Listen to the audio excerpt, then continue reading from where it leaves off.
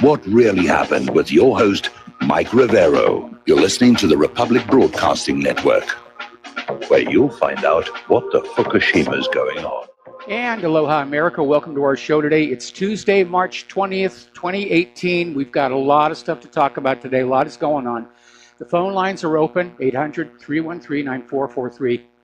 And you'll have to, excuse me, I'm a touch under the weather today, so I don't sound my normal self.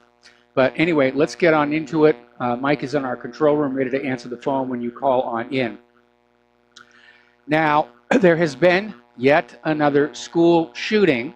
This one had a different outcome. Now, the shooter was a 17-year-old, Austin Wyatt Rollins, and he shot and injured two students, a 14-year-old boy and a 16-year-old girl, who are being treated at hospitals. Only one death so far, and that's the shooter himself, because in this case, the school recess officer just walked right on in and engaged the shooter.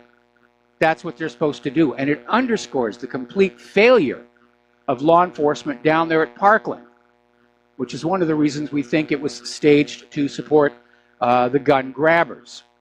And this one, though, may be legit. The official story is that the shooter had been in a relationship with the girl, and I guess she dumped him, and we don't know if this kid was on prescription antidepressants, but he went postal. And so the school resource officer, Blaine Gaskill, basically went head-to-head with the shooter, Austin Rollins. They both fired simultaneously. Austin was a lousy shot, did not hit Blaine Gaskill. Blaine Gaskill, of course, struck and killed Rollins. So over and done with, not enough bloody shirts to really make a big deal about it. But while this one does look like there may have been a legitimate story here, it does seem timed conveniently for all these gun control bills that are coming on out. Now, over in Illinois, they've approved a bill, House Bill 1465, which requires 18 to 20-year-olds to hand over or transfer ownership of heretofore legally possessed assault weapons. I think that would qualify as ex post facto if somebody cared to mount a legal challenge. Now, the NRA and ILA describe these guns as commonly owned semi-automatic firearms. They're sport rifles. They're just modular, so you can reconfigure them to do what you want to do. They also have to turn in magazines that hold more than 10 rounds of ammunition. The bill bans the sale of certain types of semi-automatic weapons to individuals under 21. Owning such a weapon by persons under age 21 is a Class 3 felony for a first offense and a Class 2 felony for a second offense. So they're out there just grabbing the guns as fast as they can.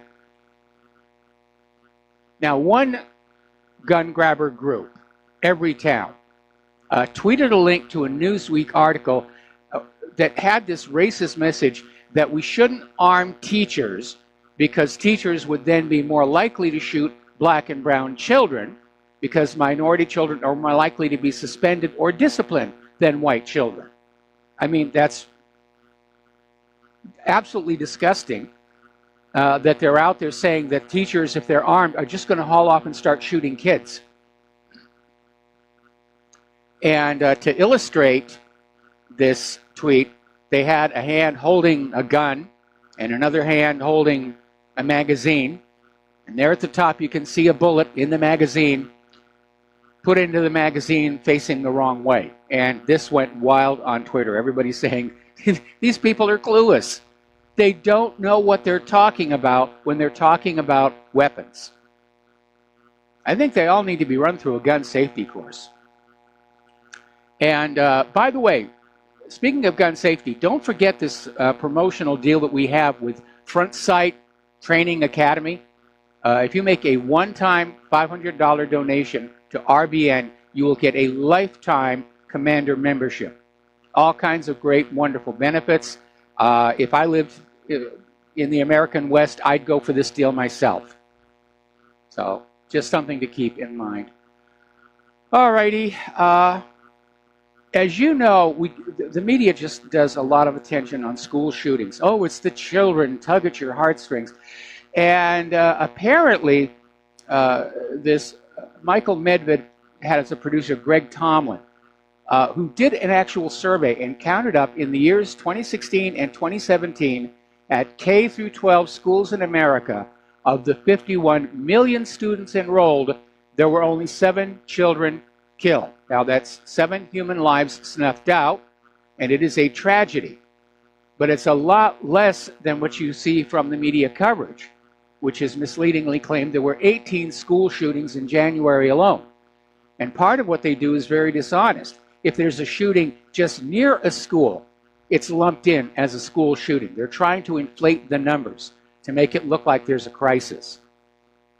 The militant feminists did the same thing back in the 1990s, where they expanded the definition of rape so that they could run up the numbers and claim there was a rape crisis. But I'll tell you what a real crisis is.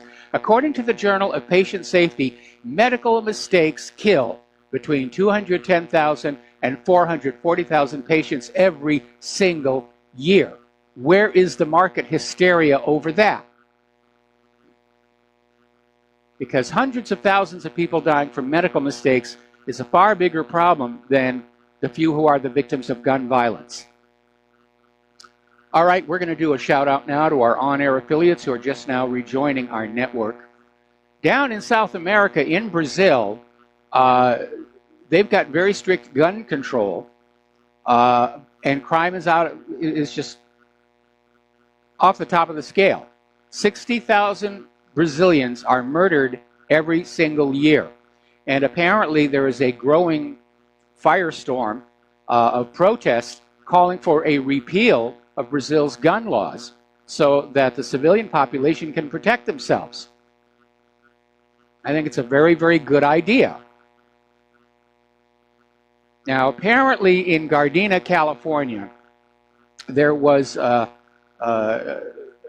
student at Sierra High School who posted 2 social media posts this week threatening campus violence. And the police went over to his home and they confiscated his guns and ammunition. See, if the police actually are allowed to do their job, if they're not ordered to stand down, like happened in Parkland, they can protect our students. But of course, the gun grabbers don't want students protected. They want the guns grabbed. All right, we're going to take a phone call from Steve Elkins. Aloha, Steve. Welcome to the show. What's on your mind? Well, I've got the Orlando Sentinel in front of me here, and it says FBI agent. Widow said, I knew of plot. We're talking about the Pulse nightclub shooting. And I first read that, and I said to myself, why are we supposed to believe the FBI after understanding that memo of how they colluded with the DNC and Hillary Clinton, their backup plan to get rid of Donald Trump? And so I say to myself, why is anybody listening to anything the FBI says? And I'm looking forward to the day. I hope that sometime in the future here, not too soon, not too far off, that Donald Trump will say, show your cards, Mueller, show your cards. This is over, and I'm going to dissolve the FBI. It's over, because they have lost all credibility. They cannot be trusted, and they are part of the deep state as far as I'm concerned. If they decided to find a way to get rid of Donald Trump, they are part of the deep state. They need to go, dissolve the FBI, get rid of them, fire them all. And if you do another agency, certainly don't hire any of these people from the FBI. Start over from scratch. Well, the problem is the FBI has never been about law enforcement. And yes, in the early days, J. Edgar Hoover was out there, we're going to get the gangsters. And when they got Dillinger, he actually tried to take personal credit for it. But it was Melvin Purvis, I think, was the agent who actually shot Dillinger. So it's a lot of politics going on and a lot of blackmail. But more recently, the FBI has become the American version of the Gestapo, simply enforcing the will of whoever is in power. And I felt their wrath back in 1994 when I questioned the official story on Vince Foster. You can read about the FBI abuses during COINTELPRO back in the 1960s, targeting the anti-Vietnam War protesters, Native Americans, the early feminists, trying to kick up racial tension to keep us divided and under control. And that's really what the FBI is all about. So I'm in agreement. I think this country would be better off without them. Yes, I agree, and I hope he does it. I hope he does one of those Ronald Reagan, like he took on Patco, and he just basically he broke the back of Patco, the union. I'd like to see Donald Trump do the same thing and just said, "This is it. It's over. It's dissolved." And we certainly done what we got. What 17 intelligence agencies? Yes. I think that's far too many, and I agree. think the FBI has to go. We really only need two. One for internal domestic, which is what the FBI is supposed to be doing. And Russia, the GRU does that. And then one for outside militarily related intelligence. That's what CIA does here in the U.S. and KGB does for Russia. But we don't need all these other little turf wars where they're up there grabbing resources, not communicating. That's the worst thing of all. And there's a hideous duplication of effort. We've been hearing about all this stuff that the NSA developed as cyber weapons and espionage tools, and then we find out CIA's been doing exactly the same thing. Wasting time and wasting money. It all needs to be under one roof and one management to make it more efficient. 17? That's ridiculous. It's utterly ridiculous. Agreed. How much more time would you give Mueller on this whole witch hunt? How much more time would you give him? Well, given the ferocity of the threats that we're hearing from Democrats, I think they're feeling like it could be imminent. Again, I'm not a mind reader, but it does feel like it's building to a peak. Yeah, I'd say it has to come to an end. This is ridiculous. Over a year now, and they have nothing. So it's time to end it and save the money. I mean, this is costing a fortune, I'm sure. Yes. That's it. Hey, thanks, Mike. Appreciate it. All right, thanks an awful lot. We're going to let you go here. And getting on back to, we have more callers waiting on the line. Mike in Chicago, aloha, welcome to the show. What's on your mind? You made a good point about Brazil. I didn't know that they need to repeal their gun control laws, but Brazil, it can be just a terrible place. They have gangs. These little kids are running around, and because they banned the guns, I mean that they've been trying to get the security officers. You'll see that stuff on CCTV. You got these gangs that are running around, and all their guns, they just get them wherever they can. But I just think that because they ban the guns, it has something to do with it. And then what I wanted to say was they shoot. They kind of got their own laws over there, the gangs. And like if they catch another gang member stealing, here's the new thing. They'll shoot them through. They'll shoot them through the hands. I mean, this is just unbelievable. There's supposed to be a lot of passion behind that. But the worst is happening in Mexico, and probably like we were just talking about South America. But the Mexican, the drugs and the cartel. That's I don't even want to go there with you. But the thing is, when you start to see they want to disarm the public, that's just opening it up for the criminals to just do what they want and and when they want, and they know they're never going to get caught. And with Brazil, I think you just made a good point there when you said that. That's what came to mind.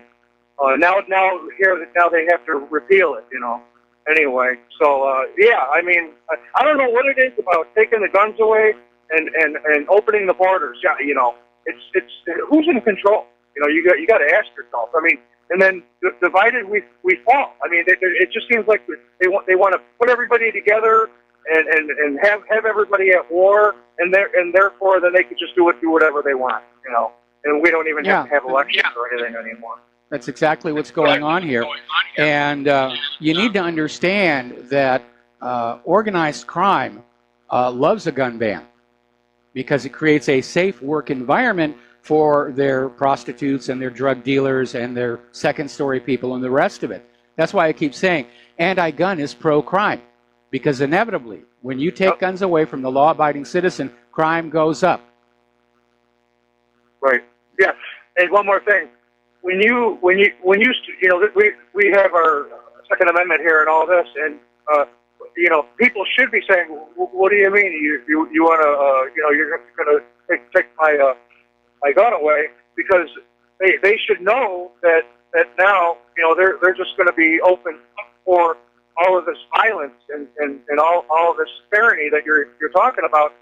But instead, they're somehow programmed by the major mass media to, everybody's a victim. Where, we need to give up all our guns, and everybody loves one another, and we need to welcome, people into our houses that we don't even know, and it's so beautiful, isn't it? We're just living in a paradise, It's just, I don't know, man. I think it's the fluoride in the water. I gotta go back and do some more research. I gotta find out when the fluoride started and where we're at today. It's like socialism and nationalism. You know what I mean? Yeah. Well, I mean, what you're describing there is your typical liberal fantasy world, where they want to dream of a better world, and then they want to live there, and they don't want to deal with the reality that they keep making these major mistakes. That they get very triggered if somebody comes up and says, this open border thing isn't working on out. Oh, you must be a racist. You must be a racist. No, I'm not a racist. Illegal is not a race. But they just cling to this ideology almost like a religion.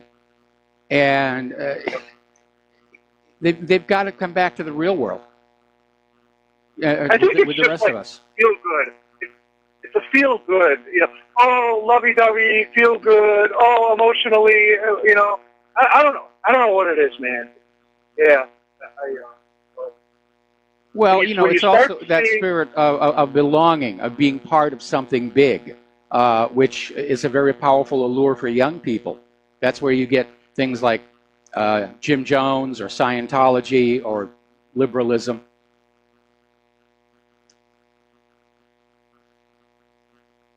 Mike, you there? I think we lost Mike. All right, let's switch over to Neil in California. Aloha, Neil. Welcome to the show. What's on your mind? Aloha, Michael. Claire, the United States of America, and I agree with you wholeheartedly that illegal is not a race, and illegal does not have any rights that an American citizen has. Well, fortunately, the courts have just ruled on that very issue, saying that no, somebody who's inside the country illegally cannot avail themselves of rights that go to the citizens. So that legal precedent has been set, and it's going to carry forward. Basically, what it's going to come on down to is a mob movement, because there are so many of these illegals inside the country. We could literally see a civil war in the streets of America. Okay, being I live in California, I read an article this morning that said literally with the Cal exit, like the Brexit and all the other things, that could be the start of the Civil War. You get your little city enclaves, followed by the, strong arm of the Democratic Party to push their agenda farther. But I wanted to say that the guy that said dissolve the FBI and fire Mueller and stuff like that's the exact opposite of what needs to happen. Let them keep going, because the more they keep going, the more they're having to clean their own house and admit to all the crimes that are actually happening. So the farther the investigation and all this goes, the more it uncovers more of the corruption from the other side. Now we're saying that Obama used the same tactic with the Facebook ad or collection of data before Trump. So, I mean, it doesn't matter what happens in what day. Trump did something bad. That's what the scenario is. And then this morning I'm watching CBS Morning News. I'm on over-the-air antenna, so I've got one channel. So, okay, well, listen, Neil, got to put you on hold. We got to take a break for commercials. Okay. Don't hang up, and I'll come right back to you after these words from our sponsors. Aloha, America. Welcome back to our show here, and we're talking with Neil in California. And Neil, just pick up where you left off, please. like I was saying, I heard it on the radio this morning about this shooting at a school. I'm in California. This is back east. So now I turn on the news, and it's just a blip on the news. Now the CBS morning show comes on after my local news, and it was the same thing. Just a blip on the news. They had to report it, and they never mentioned that the shooter was shot by a cop with a gun in the school. So this shooting completely contradicted everything that they've been pushing since Florida. Yes. And, what's happening on Saturday is their big push to, go keep doing it. This thing kind of completely shattered it because a good guy with a gun in a gun zone. It was a non-gun zone or non-free gun, whatever that crap is. Gun-free zone. So literally, exactly, a guy with a gun took out the shooter, which is exactly what should have happened in Florida, and that just makes him look disgraceful. And it's like, really? So you were all over a gun shooting, somebody with guns, illegal guns, get guns, ban guns. You're right. I mean, it's all about take the guns. Where is David Hogg on this? He's not saying a damn word, is he? He was on TV yesterday. Yep. He was on that morning show in the morning. So he just babbled the same thing. We just need to make everybody safe. So what rules do you want to make everybody safe? Because what's the worst rampant thing going on in Europe where basically guns are banned, illegal, and not allowed? Knife attacks. So it just does not make any sense. So what is going on, Michael? What's happened to this world that we live in? Well, look, here's what it boils down to. Down in Parkland, the shooter was allowed to just do what they were going to do. The police were there. They were ordered to stand down. How many dead? It was 17. Okay. And in Maryland, a cop went in, actually did his job. A good guy with the gun shot the bad guy with the gun. How many people are dead? 2 injured and 1 dead, which was the shooter. Exactly what should have happened. So let's take a lesson from that and realize that, we do need to put armed guards inside the schools if we really want the shooting to stop. Now, the gun grabbers don't really want the shooting to stop because each new mass shooting, moves them one step closer to convincing America to surrender their Second Amendment rights.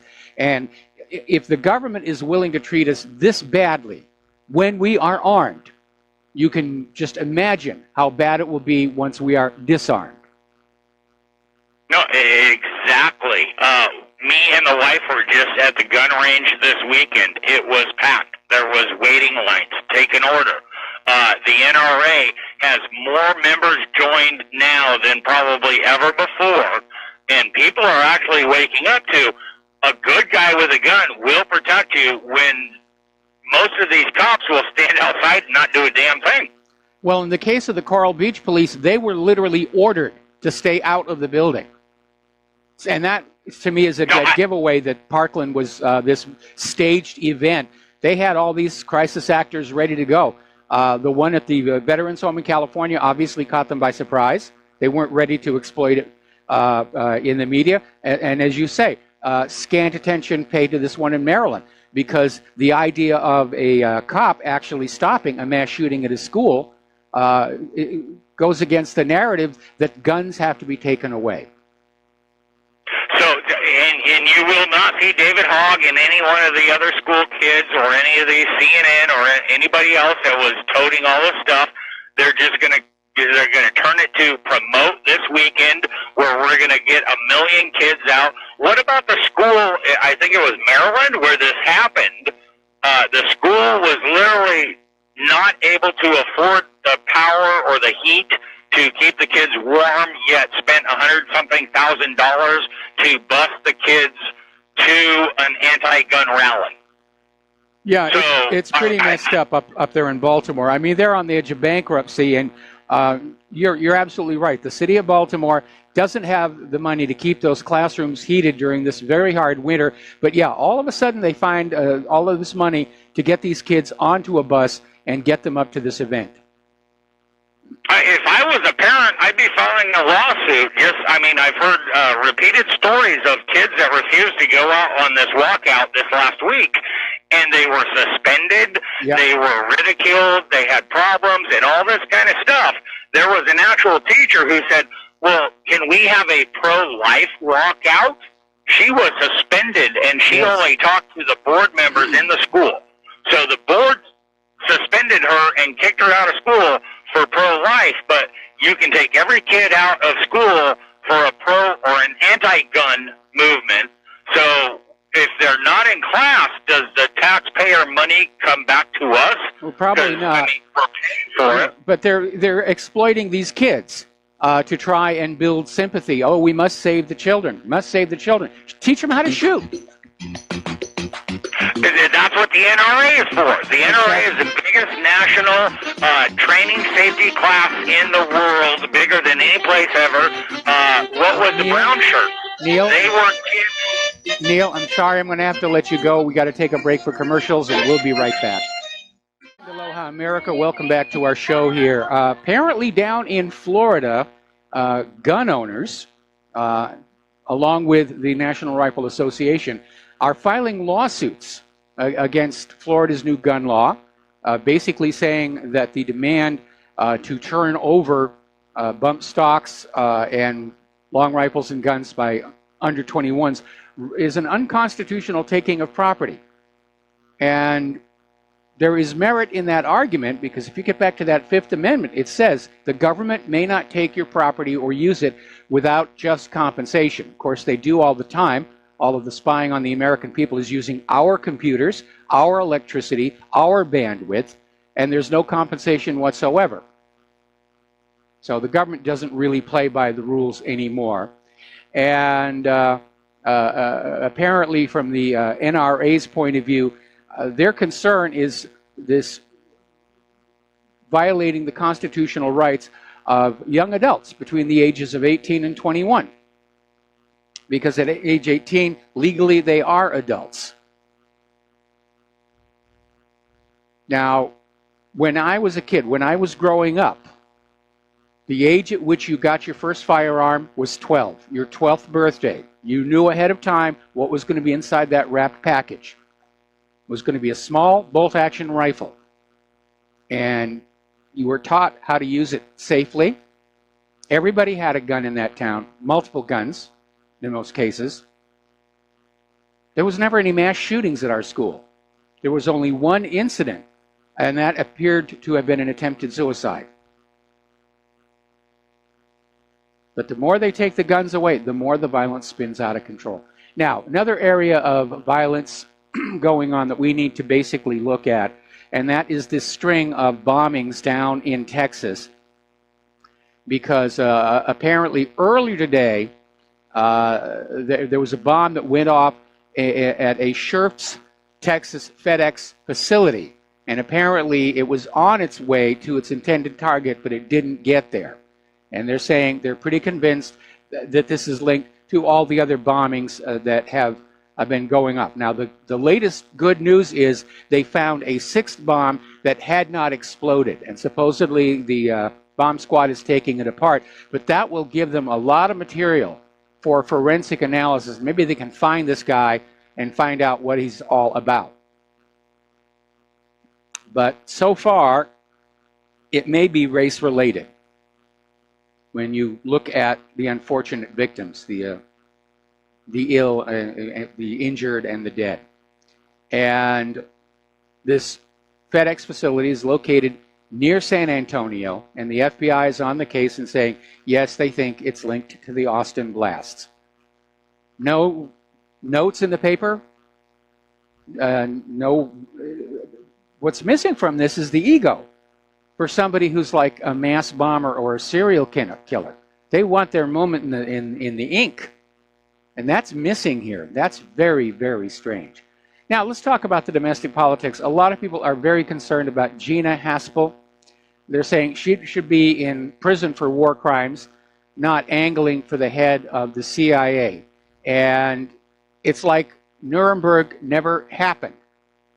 We're back to being a country that uses torture, that advocates torture, that allows torture, and now one of the torturers is going to be head of the Central Intelligence Agency. And apparently she is so enthusiastic about physical abuse, she actually has a nickname.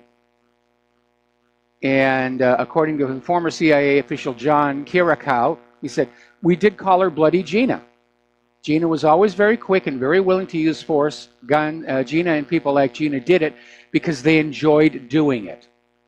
They tortured just for the sake of torture, not for the sake of gathering information." Well, you need to remember, people who understand how this works, you don't get reliable information using torture. You just don't. What you get is the victim screaming out whatever he thinks the torturer wants to hear. It's not reliable information. I know Donald Trump believes that torture works, but it doesn't really. All torture gets you are politically convenient confessions. Oh, we've got the mastermind of 9/11, Khalid Sheikh Mohammed. He confessed. We only had to waterboard him 160 times, too. He must be telling us the truth. That's why the Inquisition used torture. They couldn't prove these people were all witches and warlocks and wizards, so they would just torture them until they said, "Yes, I am." "Okay, you're guilty. Going to set you on fire." Now, there are some glimmers of hope out there. We have an establishment journalist, a corporate journalist, Michael Goodwin. He's the chief political columnist for the New York Post and a former bureau chief for the New York Times, and he's blaming the New York Slimes and the Washington Compost for the destruction of journalistic standards in the United States. And that is something we've commented on quite a bit, that we have to stick to those standards. We have to be more professional than the professionals. But lately we've been seeing the corporate media just abandon the basics of good professional journalism in favor of just constantly screaming about Russia and Trump and whatever all else there. And it is costing them. The American public are turning away from the corporate media. Actually, the global public is. Now, James Comey and Chris Steele could actually be in trouble because apparently during the whole course of this Christopher Steele dossier, we now know it is a work of fiction. And yet it was represented to the FISA court and backed up with an article out of Yahoo News that also came from Christopher Steele. It was presented to the FISA court as absolute verified fact in order to get the warrant to spy on Carter Page. Well, basically, you've got the Senate Judiciary Committee Chairman Charles Grassley and Senator Lindsey Graham are both sending letters to Attorney General Jeff Sessions in which they want to have a second special counsel investigating the FBI and Justice Department for the misconduct during the 2016 election. Now, Sessions may not go along with that, and he's there to protect the insiders. Article coming out of ORAS. Yes, this is going to be worse than Watergate. And it's talking about after the firing of Andrew McCabe, basically Trump is trying to suggest strongly that Robert Mueller's investigation should be over soon. They've wasted a lot of time, a lot of money, and they haven't found anything of their original agenda. And there is apparently speculation that the reason Trey Gowdy did not run for re-election in this November's elections is that Trump plans to fire Jeff Sessions, make Trey Gowdy the Attorney General, and then it would be up to Trey Gowdy could go ahead and fire Robert Mueller. And Trump could evade the obvious attacks in the media saying, "Oh, he's covering up. It's a cover-up." You know, it's terrible. Now, there's a lot of strong talk coming out from the Democrats. Out in California, Democratic Representative Ted Lieu is predicting that if Trump fires Robert Mueller, there'll be widespread civil unrest. And he goes on to say, if the president does go ahead and fire Robert Mueller, we would have people take to the streets. I believe there would be widespread civil unrest because Americans believe the rule of law is paramount. Well, yes, that's why Trump won the election. And so Lieu goes on and says, I think you're going to have protests and marches and rallies and sit-ins. I believe Americans would not stand for the firing of Robert Mueller. it's almost like Lou is threatening a Republican versus Democrat civil war. But his numbers are a little off. Over at the Drudge Report, they had a poll, and 3/4 of the respondents said Trump should fire Mueller. I'd like to see him fired. Now, over in Syria, they're preparing for a major U.S. military attack. The U.S. has been telegraphing for a week now that they're going to go back on in and start smashing stuff up. Apparently, Russian troops have already been deployed to critical locations in the hope this will deter Washington because of Russia's threat to attack the U.S. military if any Russian forces are under threat. So this is brinksmanship. They're going right up to the very, very edge here. Meanwhile, the U.S. is building a new military garrison to control the largest Syrian oil field. This is at basically in the Omar oil fields in the province of Deir ez-Zor. Now, of course, what the U.S. is doing is what Israel is doing in the Golan Heights. Even though they don't own that land, they're just going to go ahead and start drilling for oil. Hey, as long as we got to stay around in Syria, let's make some money. They're stealing Syria's oil. They have no right to be there. They have no right to be building a garrison. Syria wants them out. Russia wants them out. They do not have a resolution from the UN Security Council to be there. There isn't even a declaration of war. What this is dangerously close to open, direct conflict between Russia and the United States.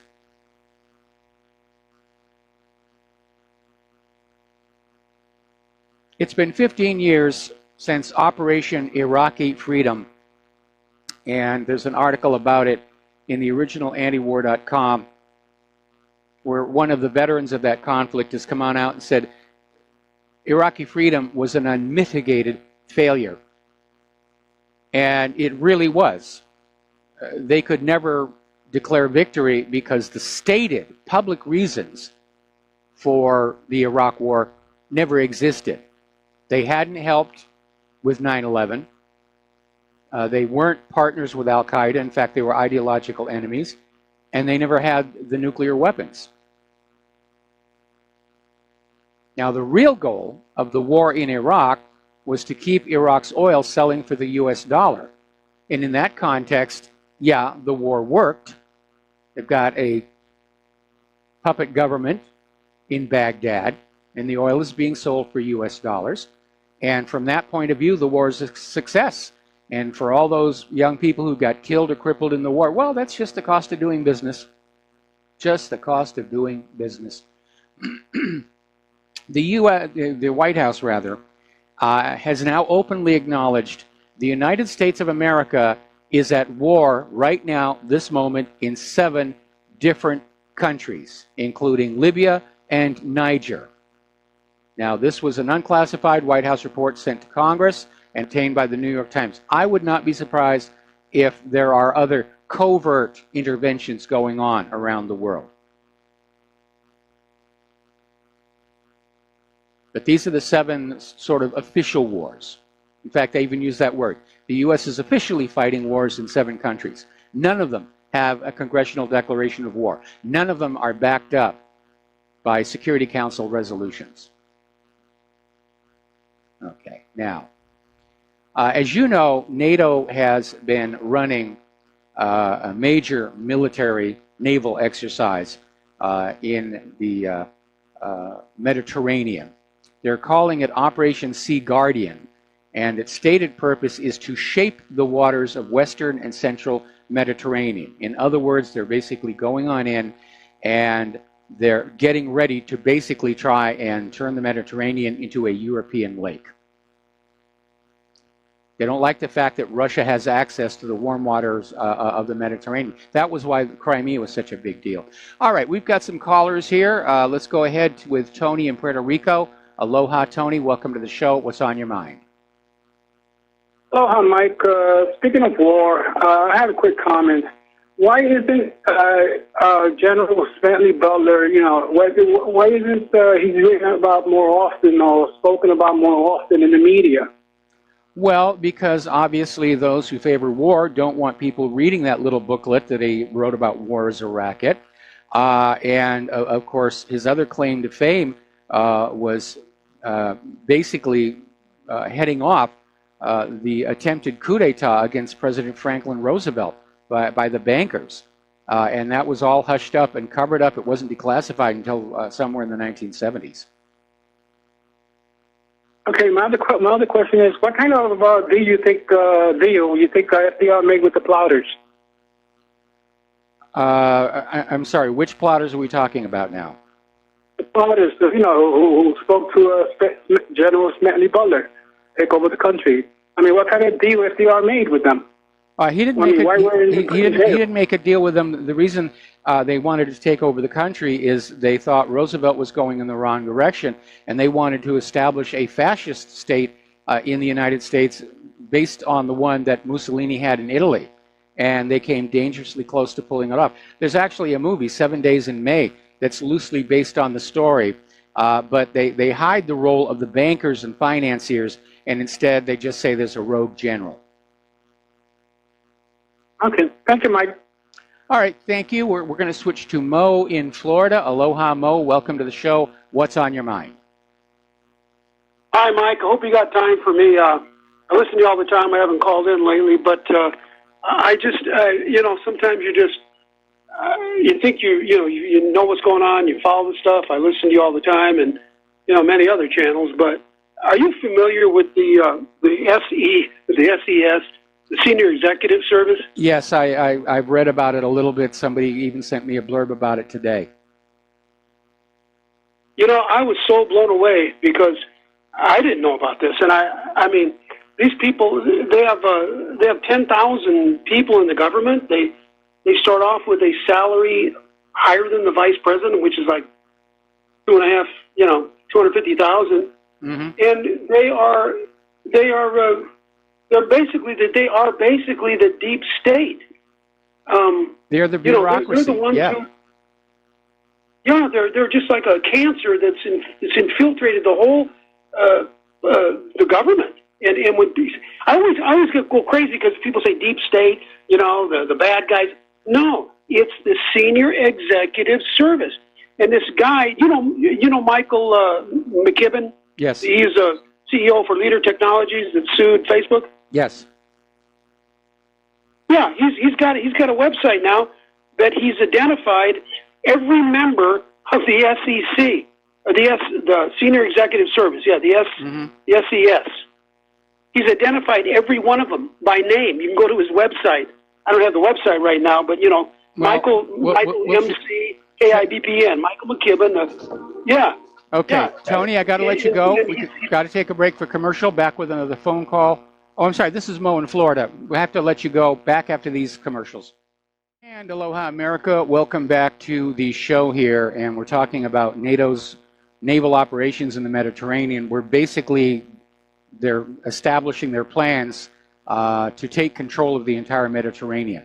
And obviously a lot of focus over at that eastern end. So anyway, apparently Israel is once again making noises of annexing the West Bank. And apparently they're doing it with full U.S. government support. And apparently Israel's education minister, Naftali Bennett, basically disavowed the notion of a Palestinian state. He said that we're done with that. They have a Palestinian state in Gaza. We can all cram in there. So Israel's attitude is going to be that annexing the West Bank will be just like annexing the Golan Heights. There was international outrage for a couple of months. Now it's been years, and Israel still has the property. All right, another phone call here. Terry in Nebraska. I'm sorry, New Brunswick. Aloha, Terry. Welcome to the show. What's on your mind? Yes, Michael. Well, you're not on the weekend, so I was kind of news surfing, and I ran across something that seems kind of noteworthy. That it's called the Senior Executive Service, and it's something I hadn't heard anybody else on the news mentioned, or I missed it.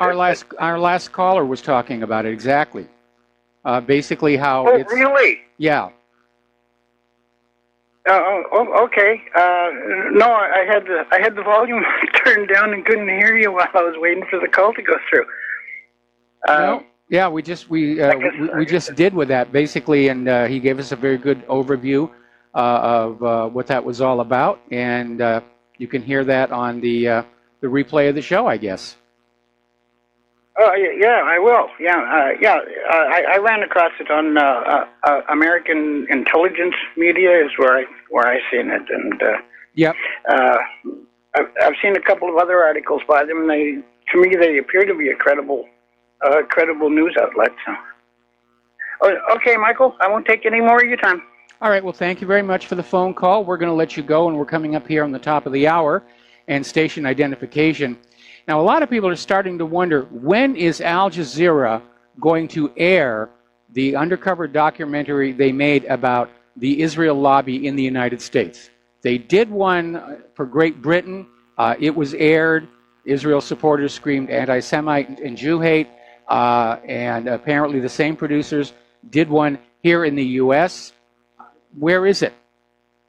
Is some kind of pressure being applied to Al Jazeera to keep it off the air, the way pressure was applied to American TV to keep the Franklin scandal documentary off the air? But obviously, the Israel lobby is very, very nervous about all of this stuff. Okay, there's the music. We're going to take a short break for station identification. We'll be back with hour number 2 after these words. And aloha, America. Welcome back to our show, hour number 2. The phone lines are open, 800-313-9443. Now, as you know, a short while ago, Vladimir Putin was giving their equivalent of the State of the Union speech and unveiled several new weapons. And the Pentagon and Defense Department are out there saying, nah, it probably doesn't really exist, which prompted Russia to release a video showing at least one of the weapons doing what Putin said they were going to do. The big question, though, is what does Russia have we don't really know about? And we got a good taste of that back in the Black Sea a while ago, a little more than a year ago, when a Russian electronic warfare aircraft was able to just totally paralyze an Aegis destroyer, guided missile destroyer, the USS Donald Cook. And now we have another demonstration here. This is over in FortRuss.com, where apparently Ukraine is having difficulty sending drones into Russia to spy on them. They get over Russian territory and they simply stop following the orders from the ground. Now, is it just a powerful jammer? Well, apparently one of the other drones succeeded in getting a photograph, or a video rather, of this new vehicle, which seems to have a blue laser that it's using on these drones. Now, whether it's just a targeting laser or it actually is like cooking the internal electronics, we don't know. But it does show a tremendous capability, and it does underscore the fact that we don't really know what Russia has or doesn't have. And that makes going to war very, very risky indeed. I mean, so far as Syria is concerned, Russia's weapons have held up. They've done what they're supposed to do. I think one of the biggest mistakes that Donald Trump made was that cruise missile attack against that Syrian airfield, where half the cruise missiles missed the target completely, and the other half didn't hit anything important at the target site. So it was a huge $60 million worth of cruise missiles, and the airfield was back in operation the following day. Now, getting to the economic news, Germany and China are agreeing to work on steel overcapacity and the U.S. threat of tariffs, and they want to work on solutions through the G20 group of industrialized nations. So that's a good place to take this debate. Again,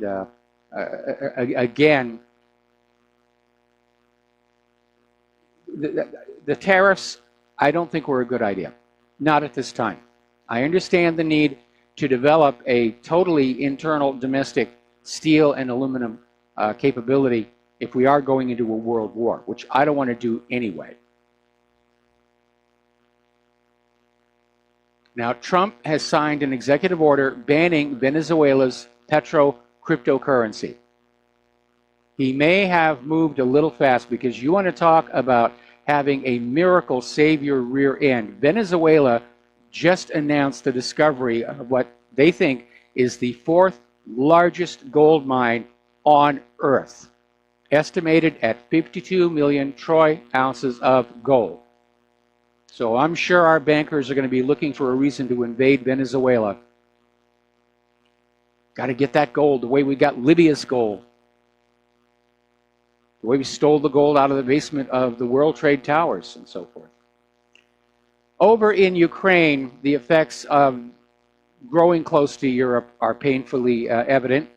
Ukraine's public debt has doubled in the last 4 years, while personal incomes have been cut in half. And the Ukrainian economy is in a catastrophic state after 4 years of Euro reforms. And at the end of 2013, Ukraine's state and publicly guaranteed debt was 40% of the GDP, and by the end of 2017, it had more than doubled, exceeding 80% of the gross domestic product. So being part of the EU is not all it's cracked up to be, because all of the member states of the EU are in economic trouble, as well as dealing with this open border refugee situation. Now, over in Great Britain, apparently there are these Blairites, members of parliament, and they're opposed to Jeremy Corbyn's leadership, and apparently they're meeting with the Liberal Democrats to set up a centrist pro-Brussels party, a new political party, with the Liberal Democrats and the Tory Europhiles. And the goal of this political party is basically to end Brexit and keep Great Britain welded to Europe. Keep those borders open, keep the Channel Tunnel open. Now, Jeremy Corbyn's caution over blaming Russia for the Salisbury poisoning was a watershed moment. It's caused a number of people to question why they're in the party. Well, there's nothing wrong with what Jeremy Corbyn suggested. Let's look at all the evidence before we rush to judgment. All right, we're going to go ahead and do a shout out now to our on-air affiliates who are just now rejoining our network. Over in Germany,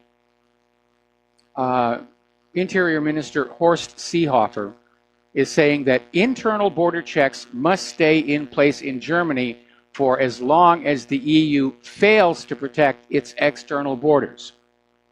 He then went on to slam the Schengen agreement, because apparently Europe is sort of, rather Brussels is sort of acting like the cops at Parkland. We'll take care of you, and then they don't.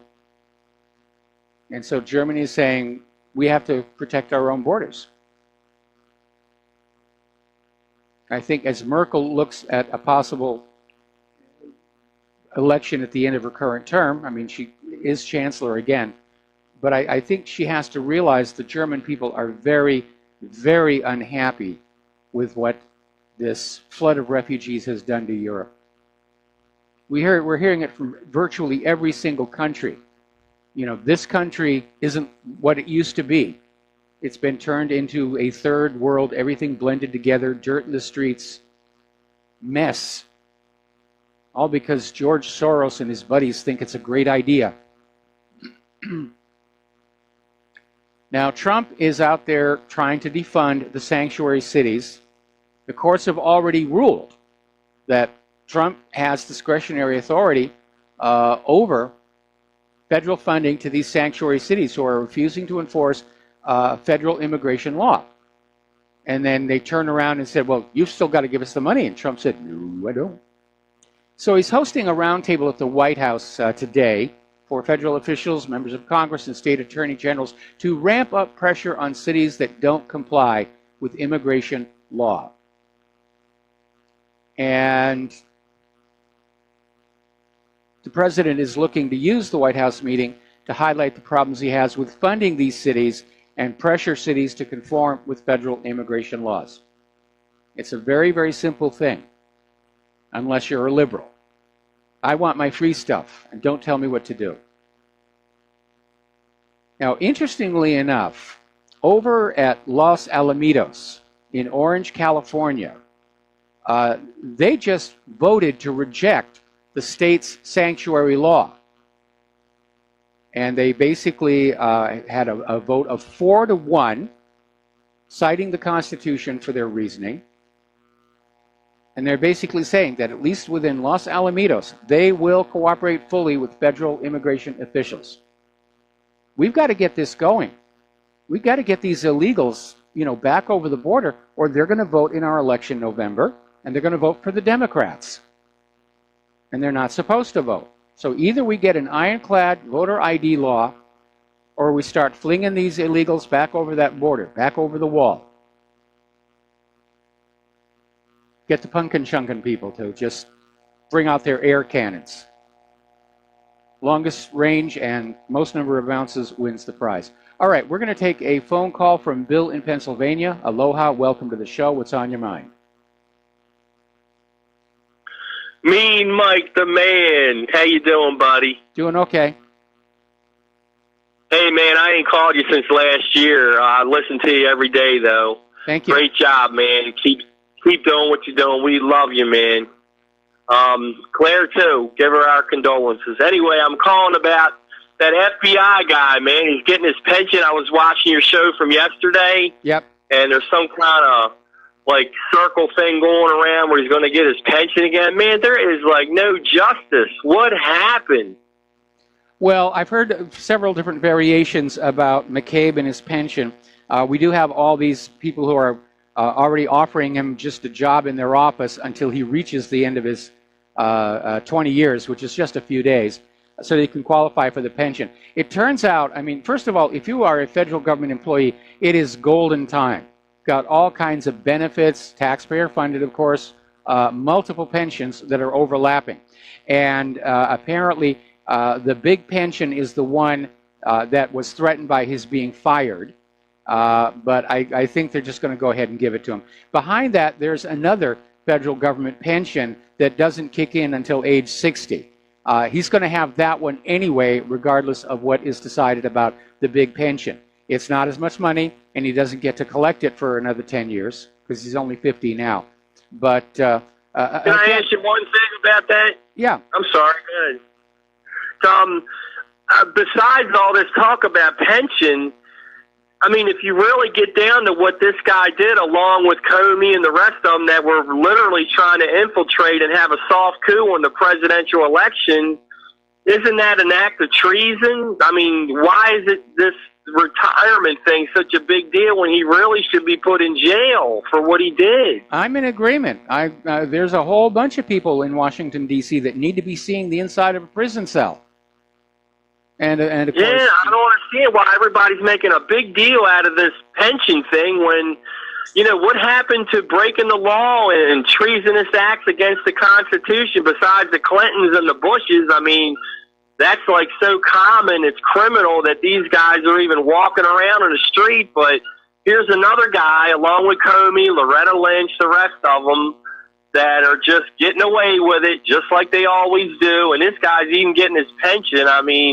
Can I say one last thing before I hang up? Sure. You remember that when Trump was running his campaign and he made that poem speech about the snake that bit him at the end of the poem? Yeah. You remember that? About the little poem he did?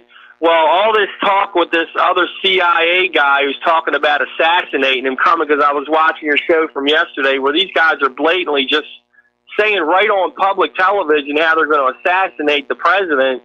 Well, he ought to listen to his own poems, because if he don't do something about this soon, they're just going to wind up, with the Zapruder film. It's going to be part 2. What do you think? I think it's a very real possibility. Trump's opponents have been unable to find a legal way to get him out of the White House. They haven't found anything they can impeach him for. They toyed briefly with the idea of simply having him declared insane and removing him under the 25th Amendment. But Trump is obviously not insane. And yeah, that leaves assassination. And I am distressed at how much talk I'm hearing about assassination these days. Yeah, it's really just out of control. Like when Obama was president, I think somebody from, you know, I don't want to say our side or the other side or whatever, but somebody made a comment just in joking on Facebook, and the FBI went and locked that guy up. Do you remember when that happened? I mean, it's just some knucklehead on the internet said something, and then now these guys are all over the place talking about killing our president, and nobody's doing anything. I mean, not even him. I think he ought to start taking more action. It's like what your guy Justin in New Jersey. He said one thing that really hit home with me is like, what is he waiting for? I mean, he got to start cleaning house here, man. I agree. I absolutely agree. And again, I think he's getting bad advice. We know that Jared Kushner was not exactly the best influence on him. And, you know, Trump's big mistake coming into the White House was he wanted to be magnanimous in victory, and he kept a lot of the holdovers from the Obama era, thinking that because he was now the boss, they would work for him and be loyal to him. Well, that's the way it works in business. It's not the way it works inside the Beltway in Washington, D.C. Everybody's compromised. Everybody's got connections. Everybody's got secret agendas. And Trump, unfortunately, was as dangerously naive coming into the White House as Jimmy Carter was. Jimmy Carter got completely blindsided by some of what was going on around him. And I'd like to see Trump put on those presidential brass knuckles and start getting to work, because you know, I'd like to see him fire Sessions and put in Trey Gowdy as the Attorney General. But we're coming up on the midterm. Would be a really good thing. We're coming up on the midterm elections in November. That's, you know, a little more than half a year. And if Trump doesn't start taking control of immigration and the election process, he's going to lose Congress. And then the Democrats will impeach him and remove him from office for anything they can make on up. I noticed they're still pushing this porn actress. I keep blanking on her name. And now apparently they've had another woman who's former contestant on The Apprentice. Stormy Daniels is the name of the porn actress. They're already out there saying that she passed a polygraph test. She must be telling the truth. Well, actually, polygraphs are not that accurate, and they're actually very easy to defeat. And intelligence agents are taught precisely how to do that. Voice stress analyzers are much, much more accurate. I had a chance to actually work with those many years ago as part of a TV show. It was a documentary about how useful they were. Anyway, anything else?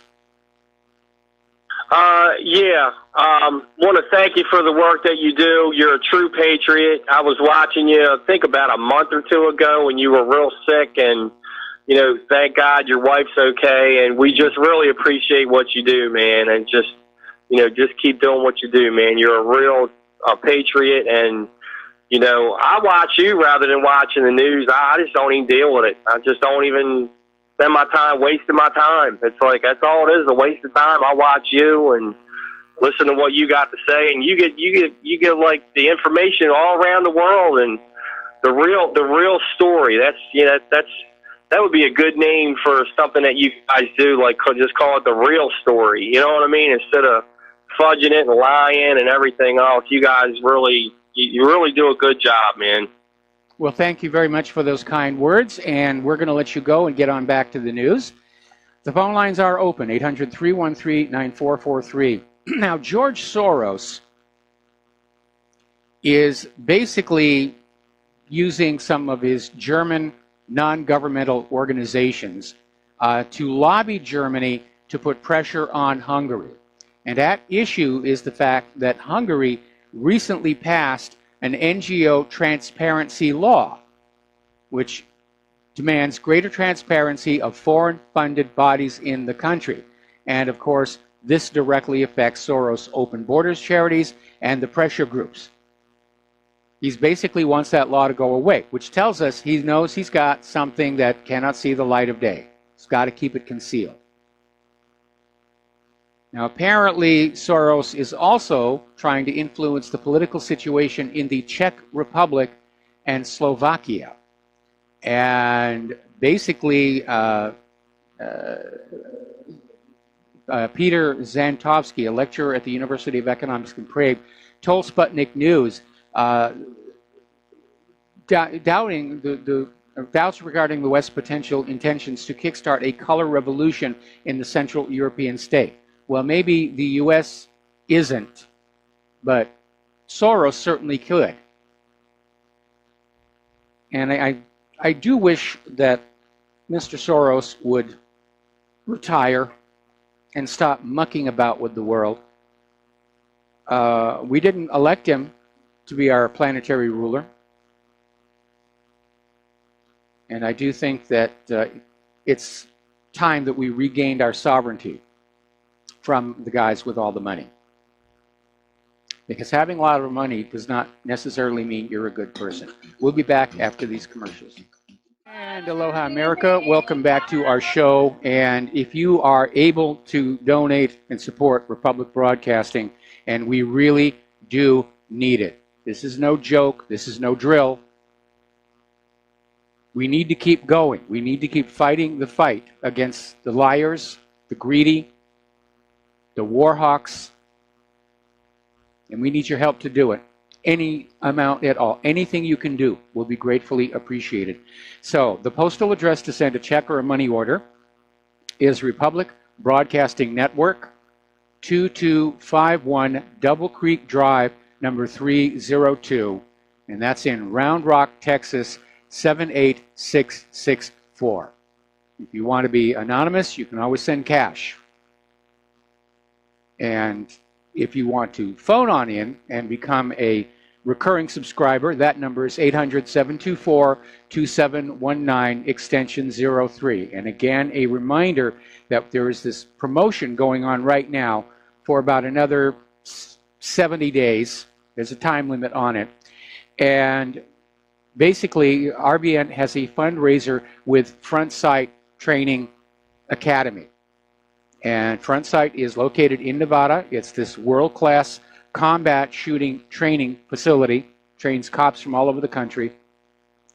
For a one-time donation of $500 to RBN, you will receive a lifetime commander's membership, where you get discounts on guns, you get discounts on ammunition, you get discounts on rental, and it's a sweet deal. If I were living anywhere around Nevada, I'd sign up for this. Okay. So thank you for your help. The network thanks you, and we need to get back to the news here. BBC is still trying to deflect criticism over the Telford grooming gang coverage. And we've been seeing this all over Europe, where in order to protect the open borders global agenda, crimes being committed by the migrants, the refugees, aren't reported. The media in places like Sweden and Germany have been told, you know, if you have to report it, do not say where the person originated. Don't even say their name. And yet everybody sees crime is going on up. So anyway, this BBC had this Telford grooming gangs story right in front of them, and they didn't go with it. And then the story came out other places, and they got hundreds of complaints saying, why didn't you cover this? We need to know this is happening to our daughters. Why were you so reluctant to cover this? And unfortunately, BBC's news editor came on out and said, well, you know, there was all these other stories, and Telford had to get pushed down. People aren't buying that, though. They see it as a very clear attempt by the corporate media to protect the refugee agenda. Now, Germany, specifically Angela Merkel, is now claiming that Russia must prove they were not involved in the Skripal poisoning case. Now, first of all, you can't prove a negative. And this is a return to Code Napoleon. It's up to Merkel as the accuser to provide proof beyond a reasonable doubt that Russia was somehow involved in the poisoning of this ex-spy, Sergei Skripal, and his daughter. Now, the timeline that's worked on out is Skripal and his daughter Yulia were found unconscious on a bench at a shopping center in Salisbury. They had apparently been at a pub just before, and they could have been attacked anywhere. Depends on how long the poison works. But Merkel's going on back to this thing, Great Britain is still refusing to allow anyone to analyze samples from the attack site. It's back to that, trust us. We know what's going on. We wouldn't lie to you. We're the government. Yeah, you're the government that gave us the dodgy dossier that got us stuck in Iraq. Now, over in France, Macron is refusing to recognize the Russian election result in Crimea. They're still out there with this lie that Russia stole Crimea, and that's not what happened. Crimea voted to secede from Ukraine, their right guaranteed under the UN Universal Declaration of Human Rights. They then voted to ask to merge with the Russian Republic. Both referendums passed with an over 90% margin, and that's what happened. But the U.S. policy is we don't recognize the Crimeans' people's right to have those referendums. Therefore, by default, Russia has stolen Crimea. And so we're doing this little political tit for tat where Macron is saying, I refuse to recognize the Russian election results in Crimea. You know what the problem is? You're not allowed to just sit there, only recognizing elections that turn out the way you want them to. We'll be right back. And aloha, America. Welcome back to the show here. We're talking about this whole kerfuffle with Russia and Skripal. And it's very obviously, it's Saddam's nukes all over again. Now, Austria is breaking ranks with the rest of the EU and saying we do have to have a full-fledged investigation by the Organization for the Prohibition of Chemical Weapons and all those involved. There are rules. The nations that signed that treaty, are obligated to follow those rules in the event of an incident. Britain didn't. They just pointed the finger and said, j'accuse. So Austria is saying the same thing that Corbyn was saying. Let's find out what actually happened. Poland is following Britain's lead. They're going to start ejecting Russian diplomats. So they're just pushing this as hard as they can. And I remember the Cold War, the first Cold War, and it was all about, tension and sucking money out of the American people for weapons that were never going to be used. This feels very different. This does feel like they're actually working toward an actual confrontation directly between the U.S. and Russia, and I think that's going to be an absolute horrible, horrible deal. Now, here is a interesting development. Apparently, the London Times reported on March 14th that 40 people in Salisbury needed treatment because of poisoning. Okay? Now, a reader's letter to the paper written by Stephen Davies, consultant in emergency medicine, Salisbury National Health Service Foundation Trust, disputes that report. And basically, the letter seems to say that none of the patients in the hospital were affected by nerve agents at all. They were poisoned, and they needed treatment for the poisoning, but this doctor is saying there's no symptoms of nerve agents at use. I don't know, maybe they got some food poisoning over at the bar they were at. Now, apparently, Angela Merkel is calling for a restart of what was called the Weimar Triangle, which is a close alliance between Germany, Poland, and France. And what they're doing is they're forming a power block to basically work through their different views on migration, energy, and the future of the European Union. I think Merkel's got designs on Brussels here. Former French President Sarkozy has been arrested for corruption. It's a big case. It goes back to the 2007 French elections, where apparently his campaign team accepted a 50 million euro donation from Muammar Gaddafi during the 2007 French elections. Well, he should have set up a charitable foundation, of course. That's his mistake. So he's in trouble right now. Over in China, a former missile force commander has now been appointed their defense minister. It's Lieutenant General Wei Fenghe, and he's been named as defense minister. He's now the public face of China's military around the world. Meanwhile, our government is scrambling to try and make the North Korean talks happen. Some mid-level diplomats from North Korea, South Korea, and the U.S. actually met in Finland to try and sort out protocols and everything. But basically, they're saying that this is a rush job to get this done in May, and the White House is overseeing a frantic scramble to resolve even the most fundamental questions on the U.S. side. For one thing, where will the summit be? Who will be at the table? What should be on the agenda? Well, Kim Jong-un has already said what he wants on the agenda. He wants a peace treaty. He wants the official end of the Korean War, because it never officially ended. And he wants guarantees that if he gives up his nuclear weapons, he won't be attacked. I wouldn't trust this government, Kim, but you're the boss. You do what you want to do.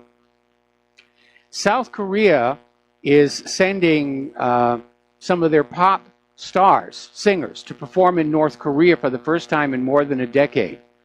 And so more than 150 artists, including K-pop stars, are to visit Pyongyang from 31st of March in what will be a reciprocal visit after North Korea sent performers to the Pyongyang Winter Olympics.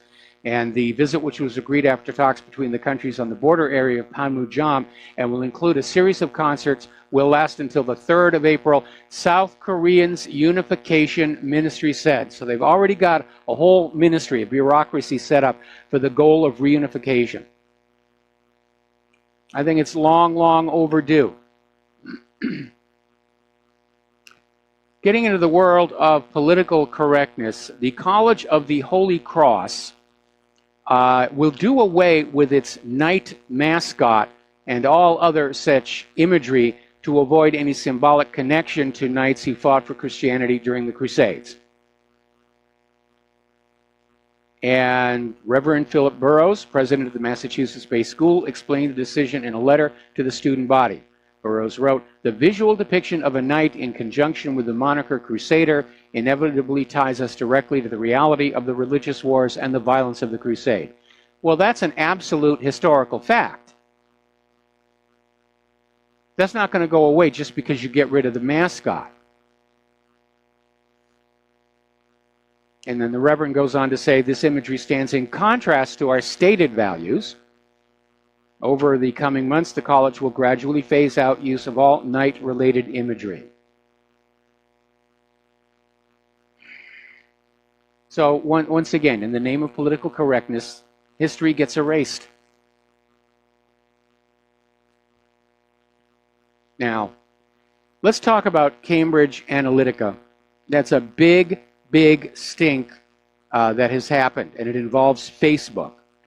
And apparently there was this undercover investigation that revealed how Cambridge Analytica secretly campaigns in elections across the world. I think meddling would actually be a better word.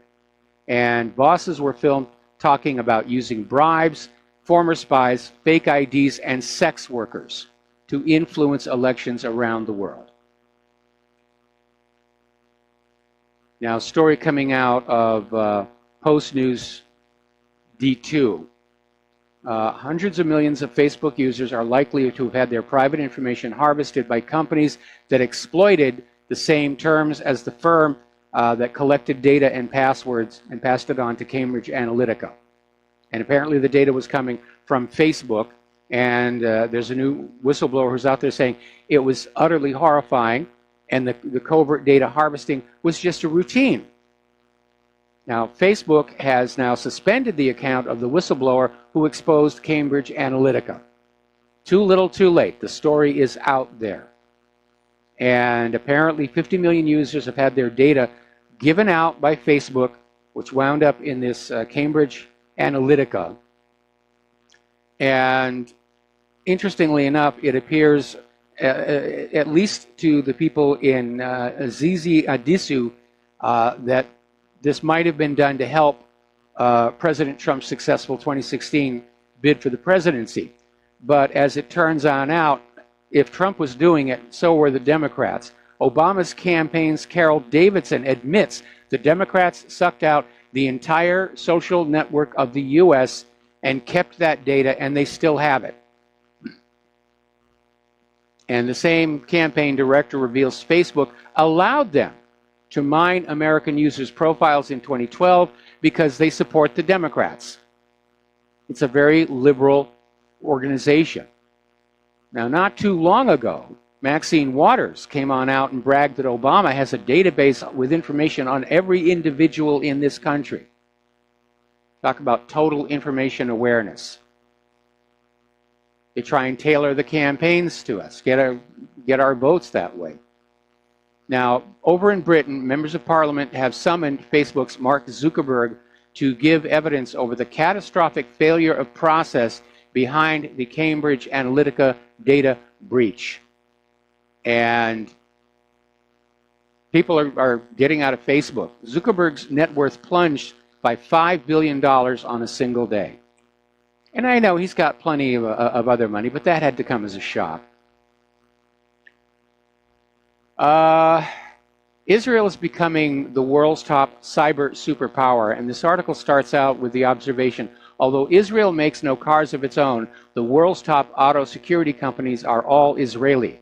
The country also receives roughly 1/5 of the world's global private investment in cybersecurity. As independent and state-sponsored hackers wreak havoc, Israel continues to revolutionize its military and lead the way in the field. To start, the Israeli Defense Force recruits the best and brightest coders and hackers as teens to funnel them into their elite cyber warfare units. Because going to the service is compulsory, you can look at the Israeli army as the largest human resources organization in the world. We know about a month ago, there was a story that came out where Israel was literally putting out bids to buy zero-day exploits. But the hard reality is that a lot of the world's hackers are in Israel. Israel has the highest per capita density of cyber criminals of any country on earth. Let's see. Now, apparently, there is a BitTorrent client called MediaGet, and apparently somebody has put out a Trojanized version of this. It hijacked 400,000 PCs last week. And the malware was found dropping a cryptocurrency miner program as payload on infected Windows computers that mine electronium digital coins for attackers using victims' CPU cycles. Now, for the Android users, pre-installed malware has been found on 5 million popular Android phones. And the malware is inside applications, Yellow Calendars, Change Me Launcher, Android Services Secure Wi-Fi, and System Service ZDSGT. And if you have any of those on your phone, you got to delete them. Now, there's a company called GrayKey, and they claim to have developed a password cracker for the iPhone. And for $15,000, GrayKey promises to open up iPhones for the police so that they can go on in. They'll have full access to a device's file system, messages, photos, call logs, browsing history, keychain, and other passwords, and more. So, apparently over in Great Britain, another classic case of do what we say, don't do as we do. The British government's secure server setup is patchy at best. That's how they described it. And apparently many of the British websites are broken, misconfigured, or insecure.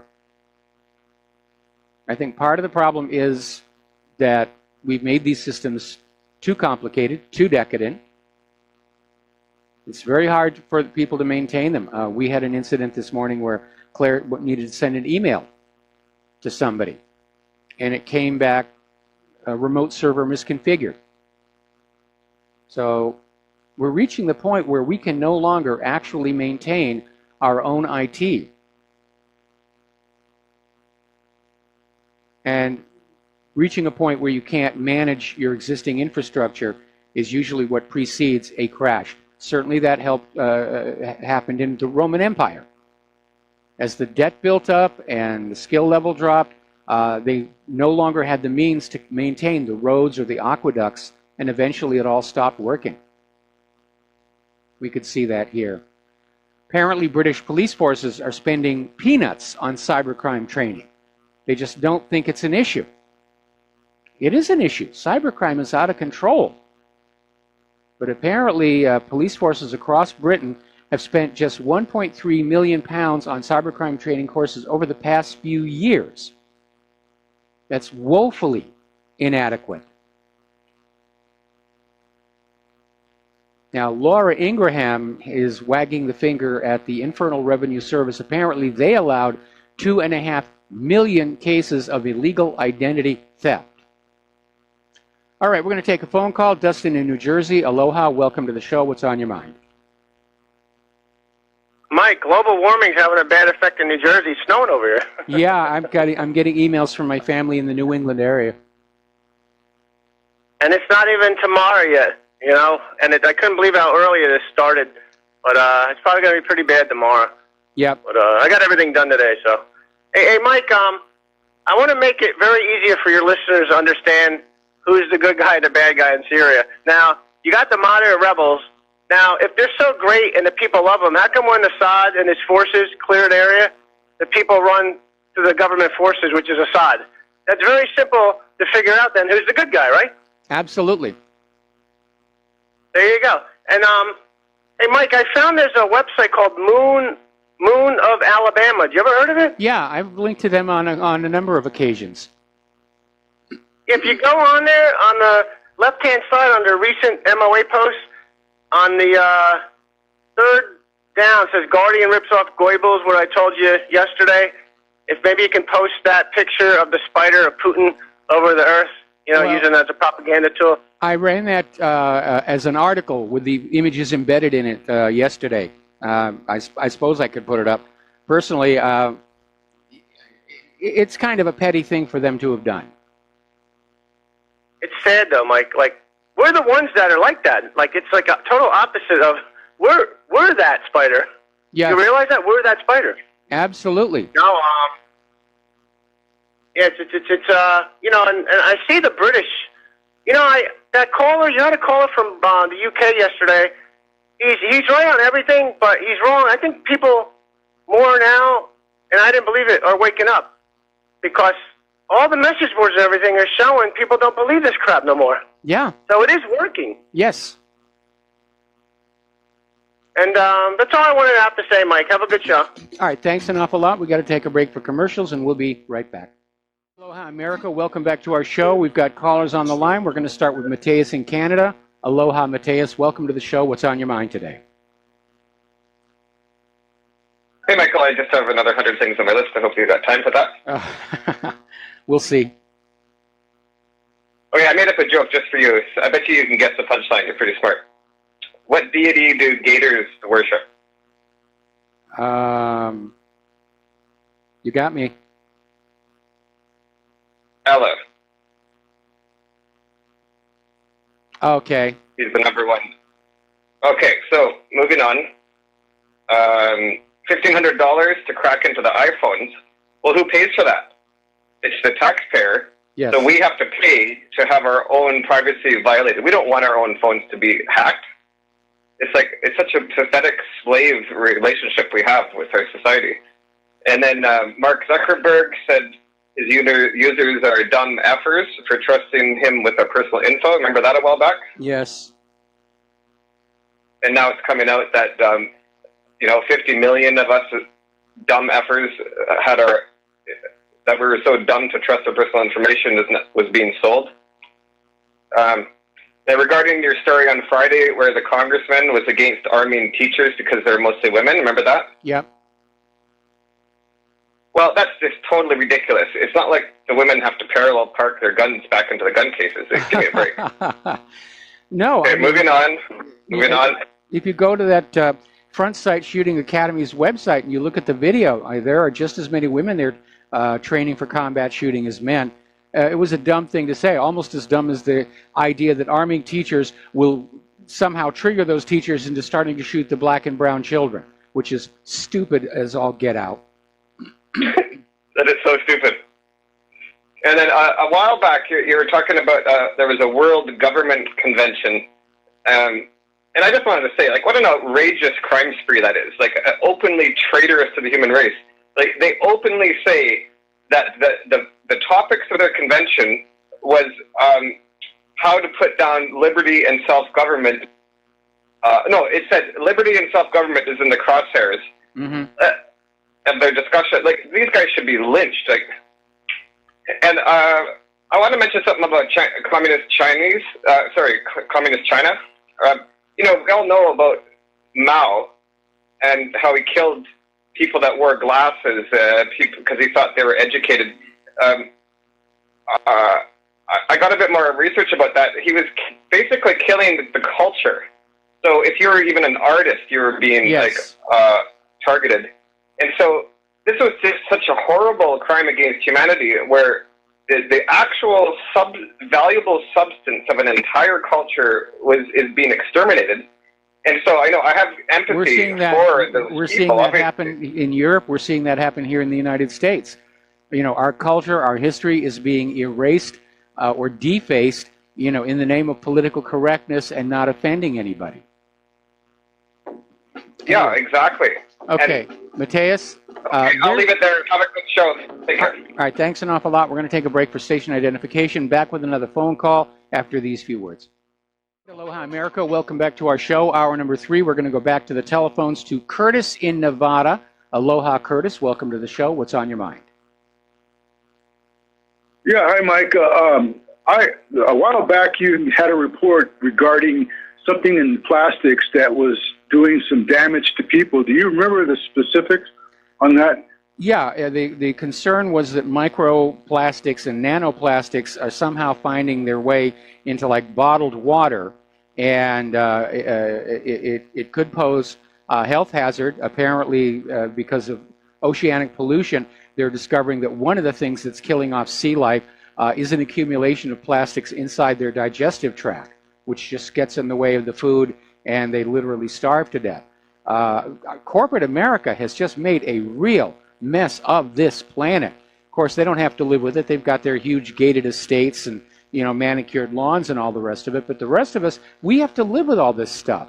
Radiation in the water, chemicals in the water, microbeads, microplastics, nanoplastics.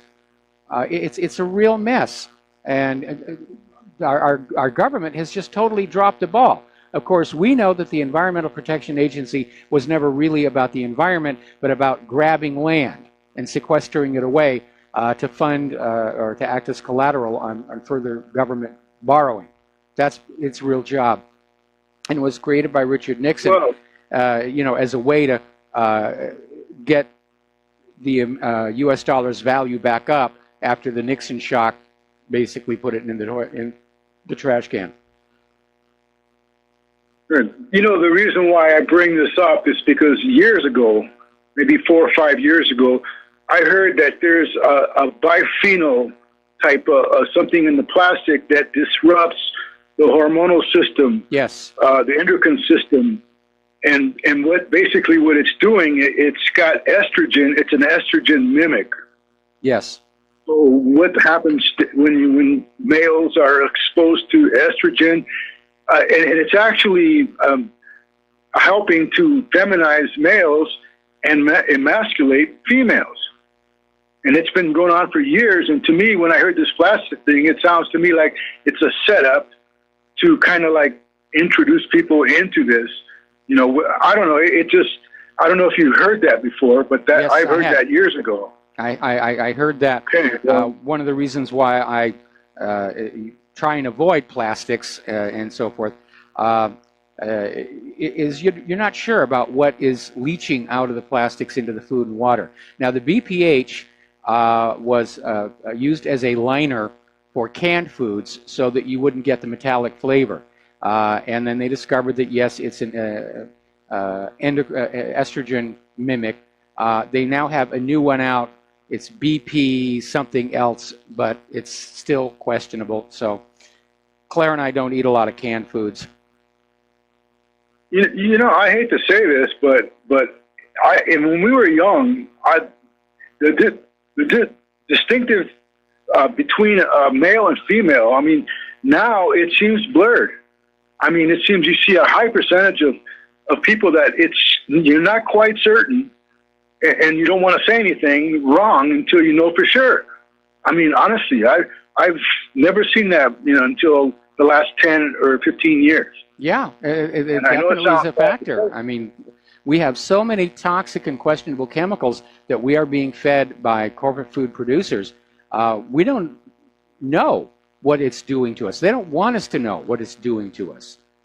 In a lot of cases, we can see it, Mike. They don't want us to even know that stuff is in there, like monosodium glutamate. Right. You know, people like our age, we can see the difference because we have a reference point. We remember, you know. Now it's just, wow, it's just unbelievable how many people it's like they're blurring the genders. Yes. You know, that could definitely be part of it, but the other part of it, of course, is the idea of a unisex or, you know, one sex is an early liberal attempt to blur the gender lines. And liberals can't understand why, no matter how tightly they control the room, the environment, the clothing, and the toys, girls still act like girls and boys still act like boys, because it's in our genetics. That's where the liberal theory breaks down. They think that everything we think is a result of our environment and upbringing. And no, it's a 50-50 mix. Yeah. It's what we inherit genetically from our forebears multiplied by our life experience. And it makes us all each unique individuals. Yeah. Mike, you know, I was surprised to hear callers mention things like the SES, which I just started to hear about. One of them mentioned the American intelligence media, which I consider a really strong source, Douglas Gabriel. Mm-hmm. This guy, you know, I don't know, have you heard of him? I've heard of him. I haven't had a lot of time to, you know, visit his work. There's a X-22 report. These two guys are really favorable on Trump. And the reason why is because they say that Trump was recruited by military intelligence, that this is not just Trump's show, this is him just playing his role. And that's what we're seeing here as far as this is an ongoing, gradual, step-by-step dismantling of the deep state. I believe it's happening, and I kind of like, I want you to kind of like check it out. Maybe you might get a different view of how things are playing out, you know, as far as Trump. Okay. All right. Yeah. Okay, Mike. Well, yeah, I just wanted, you know, to bring that up and have a good show, and I'll just keep listening, you know. Okay, well, thank you very much for the call. Thank you very much for the kind words. And the phone lines are now open again. So let's get on back to some of the news here. Story coming out of electronicintifada.net about how Facebook protects Israel. Didn't protect you, didn't protect your data, but Facebook always protects Israel. And apparently, according to Israel's State Attorney Office, the Israeli government requests an average of 12,000 cases of content to be removed from Facebook each year. And Zuckerberg just goes along with this demand for censorship. No more freedom of speech. Apparently, Amazon is turning over a record amount of customer data to U.S. law enforcement. Apparently, the company received, between January and June of 2017, the company received 1,618 subpoenas, of which the company fully complied with 42%, 229 search warrants, of which the company fully complied with 44%, 89 other court orders, of which the company fully complied with 52%. And Amazon also confirmed it had 75 requests from outside the U.S. through a mutual legal assistance process in which it partially complied with 2 cases. The remaining cases were rejected. Amazon is not saying where those cases came from. Okay, more phone calls. Laura in Michigan, aloha, welcome to the show. What's on your mind? Hi, Mike. In reference to the man was talking about China, I want to give you a movie to watch called China Cry. It's a true story of Nora Lamb when the communists took over China. I mean, if you really want to see what happened, that movie is excellent. Have you ever seen it? No, I have not. I'll have to look for it online. It's called China Cry. Another movie is when the communists are taking over Mexico. It's called For Greater Glory. Or No Greater Glory, one of the two, For or No Greater Glory. Also, I forgot yesterday, when Putin was giving his press conference, one of the things he said, they asked him about the man who was poisoned in England. Yeah. And Putin says, hey, if it had been my people, he'd be dead. Yes. I mean, this was so sloppy. They got the spy, they got the daughter, they got 21 other people, apparently, to varying degrees of severity. Yeah, if this had been a Russian job, that spy would be dead. And only that spy would be dead. Exactly, that's what Putin said. Yeah, he'd be dead. So, you know. But those 2 movies I really suggest to people who want to see what it's like when the communists take over a country. Well, we're seeing communists try and take over this country right now. That's what the liberal Democrats are. Exactly, that's why they need to see this. That's why they need to see it. Okay. Like in Mexico, they started shooting all the priests and whatever, and all the religious people.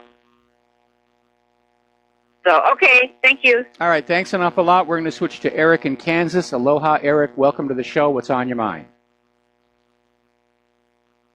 Yeah, I sent you an email concerning the elections of 2016, and I did some analysis on them, and it is striking according to the numbers that I came up with.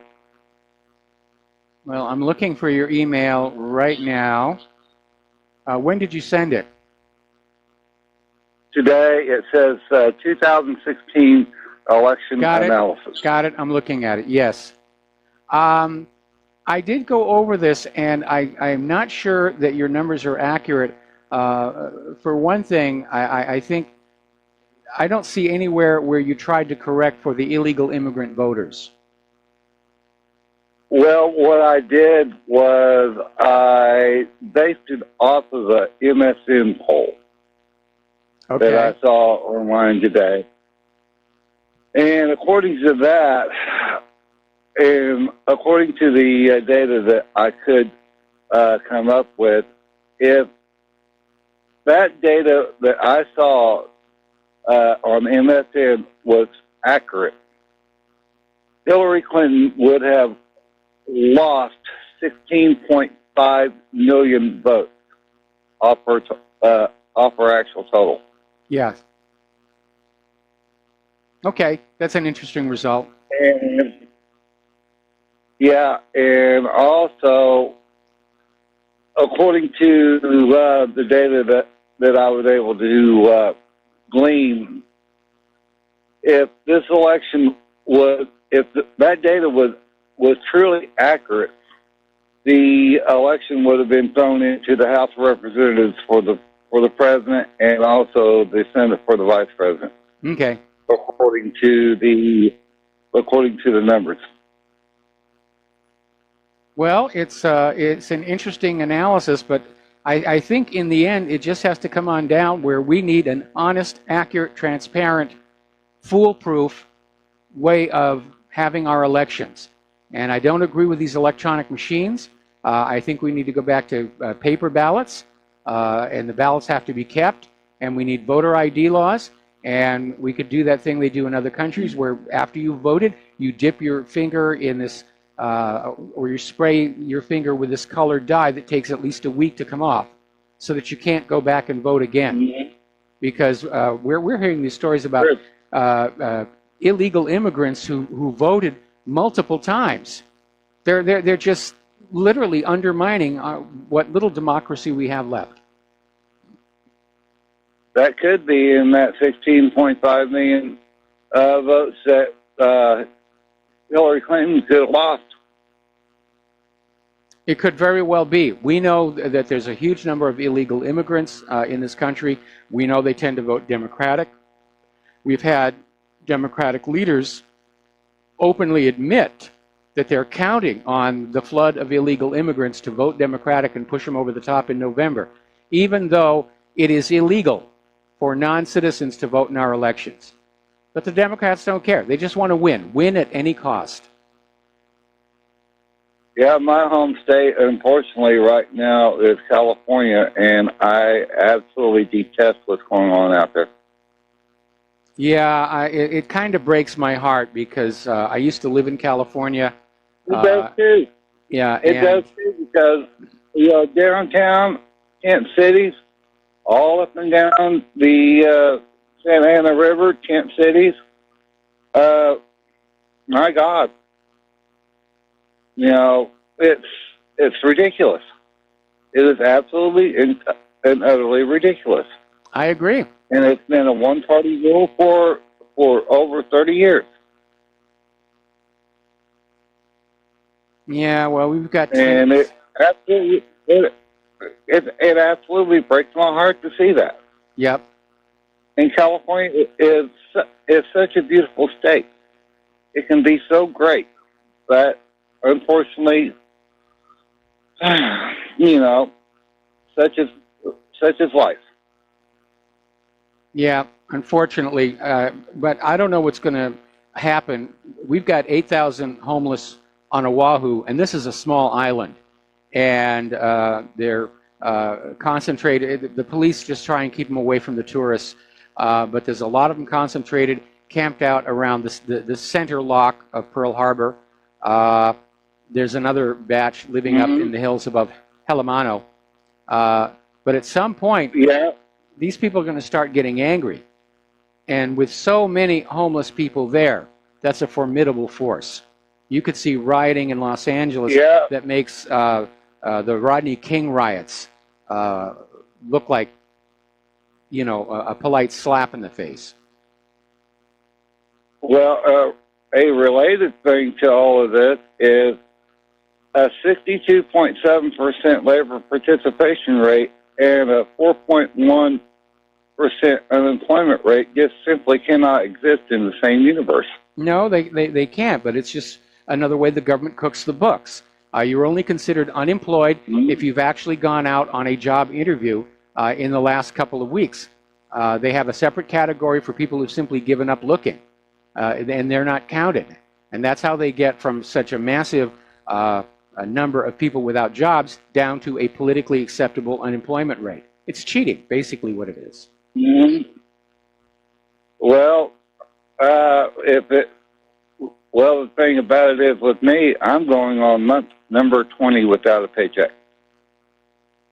Oh boy, that's got to be rough.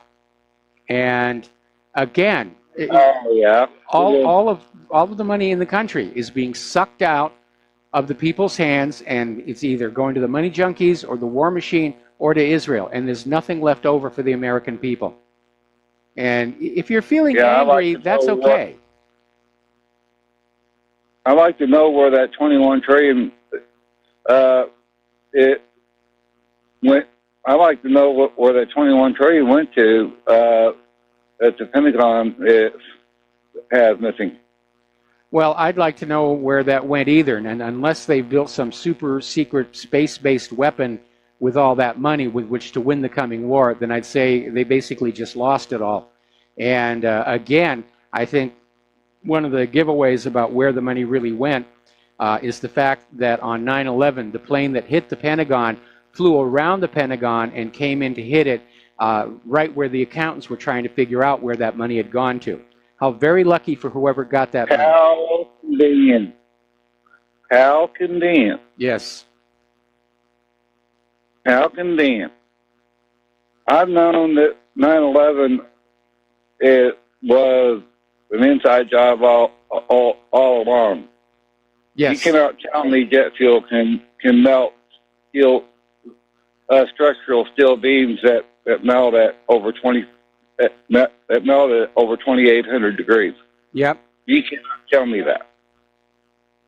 No, there's a lot of reasons to suspect the official story. The maximum temperature jet fuel will ever get in an open air fire is maybe 1,500 degrees, but most of that jet fuel was already burned off by the time it was all said and done. Yes, most of the jet fuel burned up outside the building in those big orange fireballs. But like we always say, the proof is always in the pudding. Okay. All right. Well, listen. Take care. I hope you can find a job. I hope California starts to come to its senses, but it does seem like it's almost gone too far, and it can't turn around and come back. We're just going to have more and more illegals and more homeless until finally the whole system starts crashing down. People are going to get angry. Just like you said, I'm already starting to see some signs of that Soviet-style collapse in this country. Yeah. And there's nothing that Donald Trump can ever play dead. No, Donald Trump can't stop it, and he could very well be the last president of the United States of America as we have known it. All right, well, listen, Eric, I got to let you go. We got to take a break for commercials, and we'll be back after these words from our sponsors.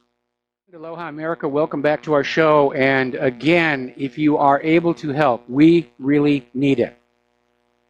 None of us are getting rich in this game. We're doing it because we love our country and we love our fellow Americans, but we do need your support.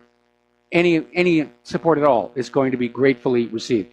The postal address to send a check or money order, or if you want to remain anonymous, you can even send cash, is Republic Broadcasting Network, 2251 Double Creek Drive, number 302, Round Rock, Texas, 78664.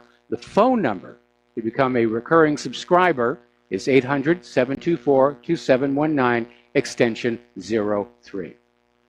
The network thanks you. I thank you. General will do a great deal of good. Okay, now, let's talk about the weather. Talk about human-caused global warming. The New England area is getting its fourth nor'easter in a row. And I've been in communication, email with various family members. They're well inland, so all they have to worry about is power outages. And apparently they've had a lot of those here. But we're seeing the same thing over in Europe. Extreme cold winter weather conditions, the beast from the east, and this article in the Daily Mail finally acknowledges what we've been saying. The cold winters are linked to a weak solar cycle, and experts are now saying we could be in a mini ice age by 2050. Personally, I think it's coming on a lot faster.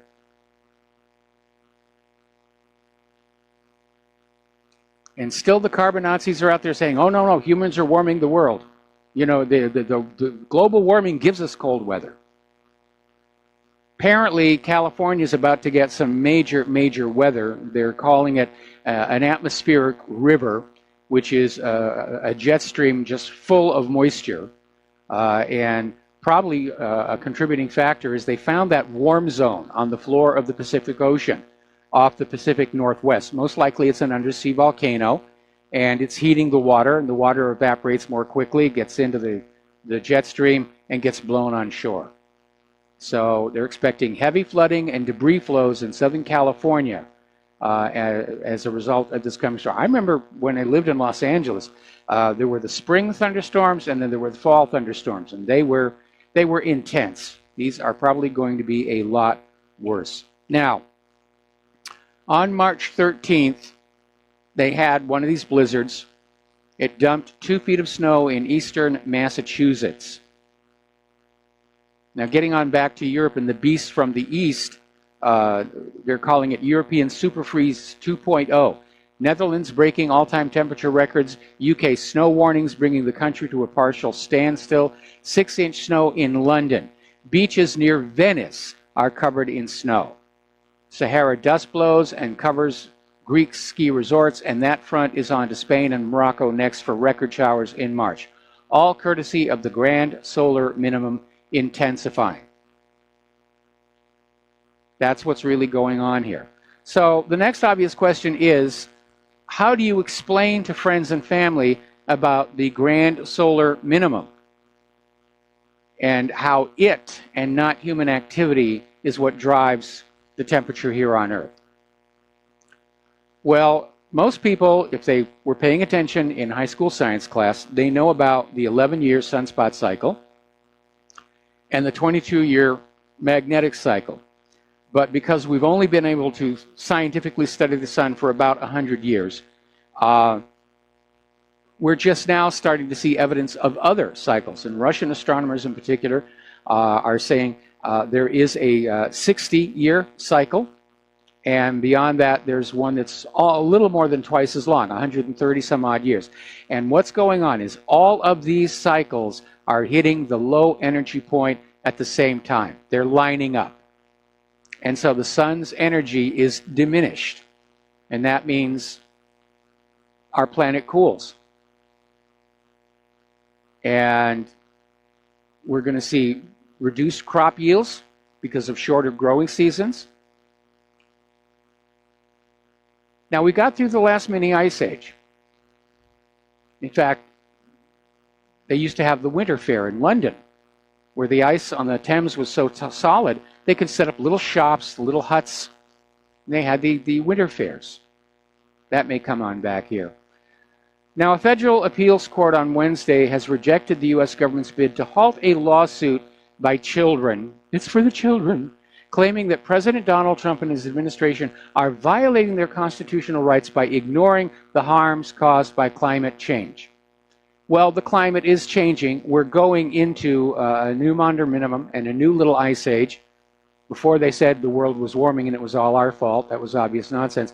But I've read that Constitution, and there's nothing in there about a constitutional right to be protected from climate change. And I imagine this federal appeals court judge is a liberal, because the fact of the matter is that it's just impossible to have any impact on climate that is significant. Every time a scientist has said there's human impact on the environment, it's always been in very tiny numbers compared to things like cosmic rays and solar radiation. We'll be back after these few words.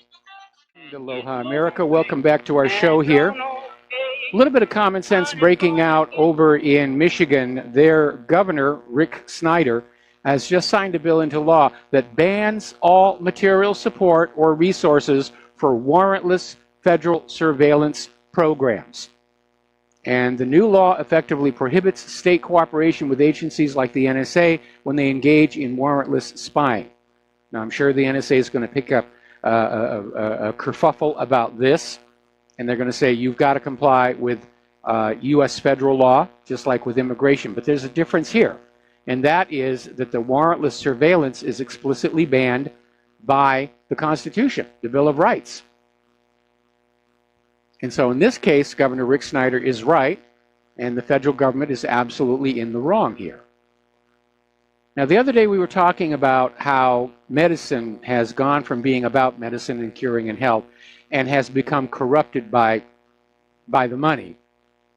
And apparently, there was this doctor, Gerald Rosenberg, and he apparently got 4 years in prison over this historic opioid trial, where basically he was accepting money from the company that made this opioid, Insys. It was all delivered supposedly as speaking fees. But apparently this is a powerful fentanyl-based cancer spray, And apparently, Gerald Rosenberg had been falsely diagnosing patients with cancer in order to get insurance approval for prescribing the drug, which is called Subsys. Now, in addition to his jail time, Rosenberg is ordered to pay $754,000 in restitution to his victims. And this guy is not alone.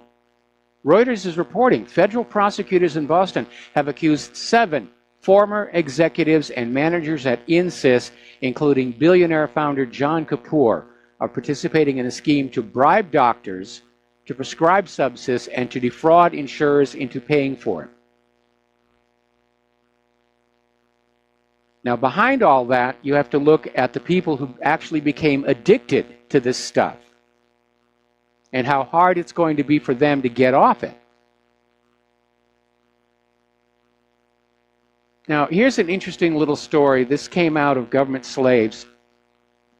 Remember, over the years, I've been talking about the gallery of fake dead bin Ladens, pointing out the very obvious signs of artifice in all those pictures that followed Abbottabad. Well, a former Navy SEAL has come on out and took part in the raid of Abbottabad. And he's come on out saying that, yeah, the photos of Osama's dead body are fake. The real Osama was in such a terrible condition, we didn't want to show that. And that's why all the photos were fake. Well, he's still trying to say, trust us, it really was the real Osama bin Laden, even though we faked all the pictures. But we figured out they were fake early on. We know that the real Osama died of natural causes in late 2001. They're just trying to polish the lie a little bit more. Now, as you know, we've been talking about the Tiangong-1 Chinese space station that's gone out of control, and everybody's watching it. They're trying to track it and figure out exactly what's going to happen. The current predicted entry is April 2nd, plus or minus 2 days. And the orbital bands that it's passing through are starting to narrow. So already there are large sections of the Earth where we know it's not going to hit. And right now, the current predicted impact point is going to be somewhere in the jungles of South America. But again, with the plus or minus 2 days, it's really hard to know. Could come down anywhere. Hope it comes down in the ocean, obviously. But they're keeping an eye on that, and I'm going to be keeping watch on the updated predictions, because here in Hawaii we are not quite out from underneath a possible impact. Now, apparently the Kepler Space Telescope is going to run out of its fuel within several months, and so NASA is going to launch a new spacecraft on a SpaceX Falcon 9 rocket from Cape Canaveral Air Force Station in Florida. So they're sending that up there to basically take over for Kepler. Now, here's an interesting story out of the political correctness area. Apparently, over in Great Britain at a South London pool, the pools are segregated by gender.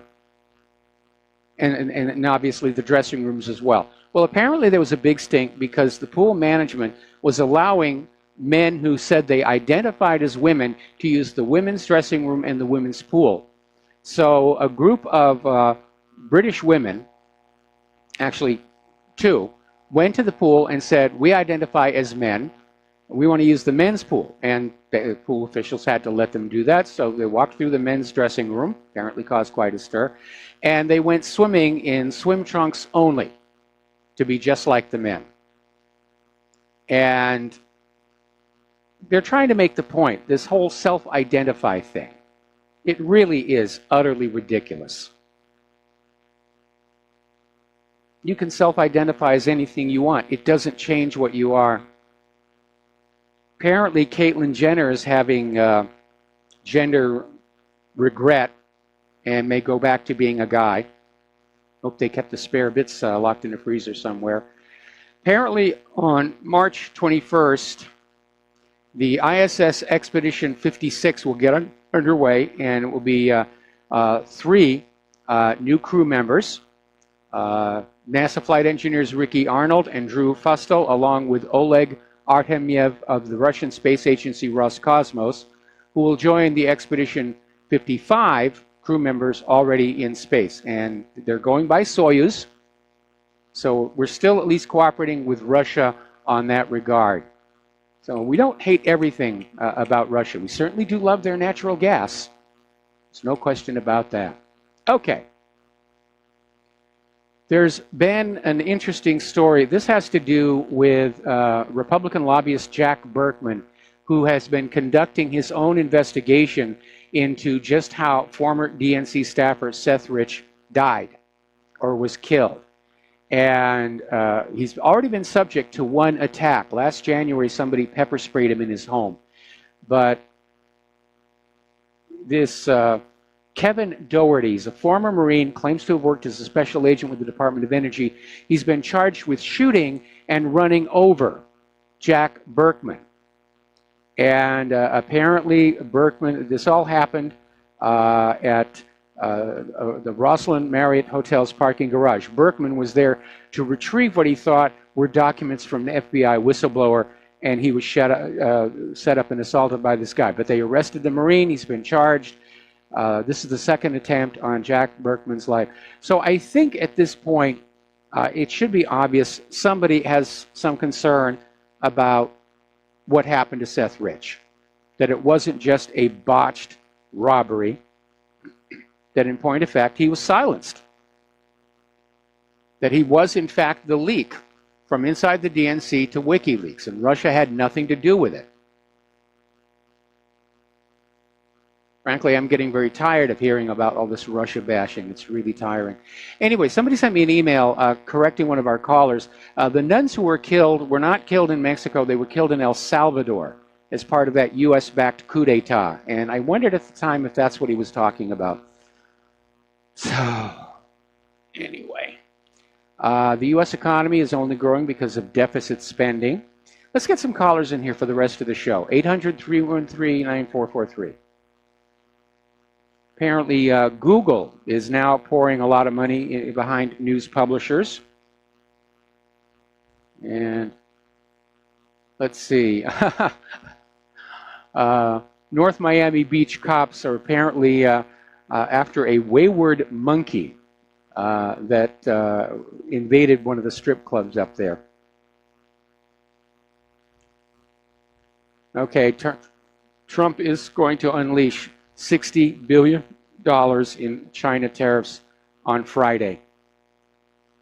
And I think China is going to retaliate, and things are going to get very, very odd.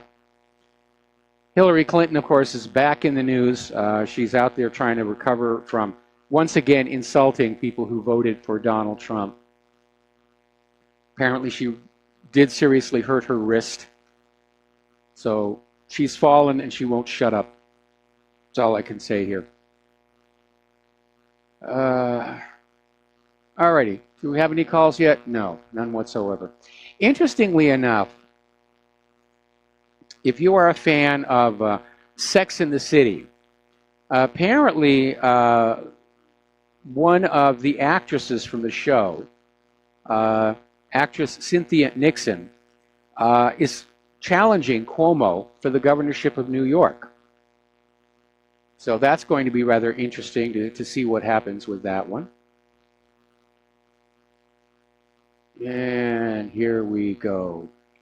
I ran out of things on the talking points list. That's why I'm scrambling around trying to find things. All right. Story coming out of Lisa Disu blogspot. Apparently, the delete Facebook movement gains steam after 50 million users have their data leaked. We already talked about that. I definitely think it's time to get off these corporate social media platforms. They're not really providing a service to us. They're harvesting our data. They're just selling it left and right. Zuckerberg's greed got the better of him. And he turned Facebook from what it originally was, a true social media platform that had the potential to make the world better, into just another money-grubbing, greedy commercial operation. And the data breach on this side, I think there should be a class action lawsuit by everybody who's a Facebook member for the violation of their privacy. We know that there have been other class action lawsuits against data companies for losing their data, for having it hacked and leaked. And I think we ought to consider the same thing here. Meanwhile, we've got to start supporting those small alternative social media companies that are just starting up, that do have respect for freedom and privacy. And of course, we're talking about, pardon me, Scene Life, Gab, VK, Yandex, DuckDuckGo, and there's a whole another group of these companies. Just they're seizing the opportunity. They're seizing the opportunity, and they're going into business, and they're doing very, very well. All right. No callers yet. Reminds me of an old Bob Newhart comedy thing where he's doing talk radio and nobody's calling into the show, and he starts saying more and more, there we have a call. It says, dead burnt babies, I'm for them. Anyway, Andrea in Oklahoma, aloha. Welcome to the show. What's on your mind? Yes. I've been hearing this I've seen it on the internet, and now I'm starting to hear it on the radio, and it sounds like one of those things where you say it's too good to be true, but I thought you might look at it. Okay. It's called Freedom Checks. Okay. Freedom Checks. And it's supposed to pay out $26,000, $136,000, and you have until April 1st to get in on it, and you only have to send in $49. Of course, I don't want all the paperwork, of course, and I'm still unemployed, but I thought maybe you could check into it and see if you thought it sounded like a scam. I know it sounds like a scam, but they're claiming it's real, and it's all about metals, the investment in metals, and it's really going to pay big. But it's like, well, what does that mean? Are they selling our country off, and this is the big payout for those who are paying attention and just happen to get in on it? Or is this like a big rip-off thing? I'm looking at it right now. I'm looking at it right now, and it does look too good to be true. I have to be very honest. It looks like it could potentially be a Ponzi scheme. But let's see. Yeah, this doesn't pass the smell test. It smells like tulips. I'll take another look into it after the show today. But yeah, anything that looks too good to be true usually is. Yeah, but if it just is, and it is all about metals and everything, like I said, with this uranium deal, and they're selling off all these bits and parts or forests to different countries, maybe only to those select few that get in on it. It's like, well, that would be horrible. But anyway, it sounded like a really good, this guy, it sounds really good when you watch the video. And then I went out to find out if it's a scam, and he's there going, no, this is an investment, and it's not a scam. So anyway, thank you so much. All right, well, thank you, and I will take a good look at it. But right now, looking at the numbers they're presenting about how much you pay in versus how much you get back, it just doesn't look real. It just does not look real. All right. Thank you. Bye. All right. Thank you. Bye. We're going to switch over to Jeff in Georgia. Aloha. Welcome to the show. What's on your mind?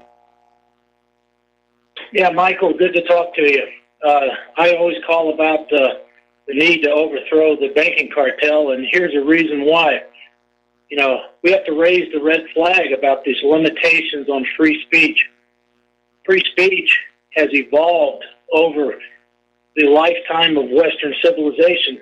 Socrates promoted free speech over 2,000 years ago. It didn't happen in his lifetime. Free speech was given in the British Parliament, 1689, just to the Parliament members. The French Revolution gave free speech to all people. The American Revolution gave free speech to all citizens. Okay, if you look at the birth of communism and its progression, then you see the limitation of free speech in this communist Soviet Union, China, communist dictatorships like Cuba. The rulers in Western civilization today are nothing but they're Zionist Christian rulers like Theresa May, Macron in France, Merkel. Yep. And we're seeing free speech is not given right. Yeah. Yeah, well, freedom of speech is definitely under attack in this country. They want to start with the so-called Palestinian exception. Anyway, Jeff, going to have to let you go. Got a commercial break. Got one more segment in our show and time for one more phone call. We'll be right back. And aloha, America. Welcome back to our show. Last segment of the program. We've got 2 phone calls. I'm going to try and fit them both in. Francis in North Carolina. Aloha, Francis. Welcome to the show. What's on your mind? Hello, aloha to you both. Now, I'm trying to make this short, sweet, and quick because I had 2 quick points for you. One, you mentioned something about a monkey invading a nightclub or something. Apparently, that monkey decided that they didn't know how to monkey around. But I'm bummed. Okay. Now, speaking of monkey, yeah, really. But it was cute. Now, as for the monkeying around, yes, I heard about that, the one call about the American Freedom Checks and so forth. It sounds like a brand spanking new scenario to get tied up with and so forth, which really sounds great. You're going to get a check of money or whatever. But you know something? After I heard the whole spew about it and then heard about the date you had to have it done by, I thought, okay, great. A red light went off in my head because it sounds like another pyramid scheme. April 1st, April Fools. Yep. I would have saw that with what? I agree. I mean, if you want to be in a pond and get hooked by a hook and a sinker, that's one way to do it without even getting in the water. Later. All right, later, and we're going to switch over to David in California. Aloha, David. Welcome to the show. What's on your mind? Hey, Mike. 2 things real quick. There's a car called the Rivero. Have you heard about that? Nope. It's a hybrid, and it's $130,000, and I can't remember who makes it, and I'm not sure if it's spelled the same way, but that's what they call it. Okay. I just wanted to say that according to AP, the San Antonio police chief denied that there was a second bomb. Well, that was they were certainly carrying that on Fox, and they said it was an unexploded bomb. Yeah. Okay. Yeah, see, that the same scenario I had yesterday, only different. Nope, that's what I heard on AP. I don't know if it's true or not, but that's what AP said. So I'll leave it at that and have a nice one. Well, it may turn out that there was a package that thought might be a bomb, and when the bomb squad got it open, they realized, no, it wasn't, and that may be the explanation for the confusion. I sure hope they catch the guy. It can be absolutely terrifying just see this kind of stuff happening around you. I remember when I was a kid, there was one summer we had a firebug around our part of the state. We liked burning down barns. Today we call them arsonists. Back then it was a firebug. And I don't remember if they ever actually got the guy or he just went away. But I do remember just picking up on the state of fear of members of our family, especially those that actually did have barns. And so, yeah, it can be very scary. Now, so far, it looks like this bomber individual may have a racial motive based on the ethnicity of the target so far. But obviously, if you are anywhere around Texas, Austin, San Antonio is where the FedEx one went off, you've got to be very, very, very careful about packages.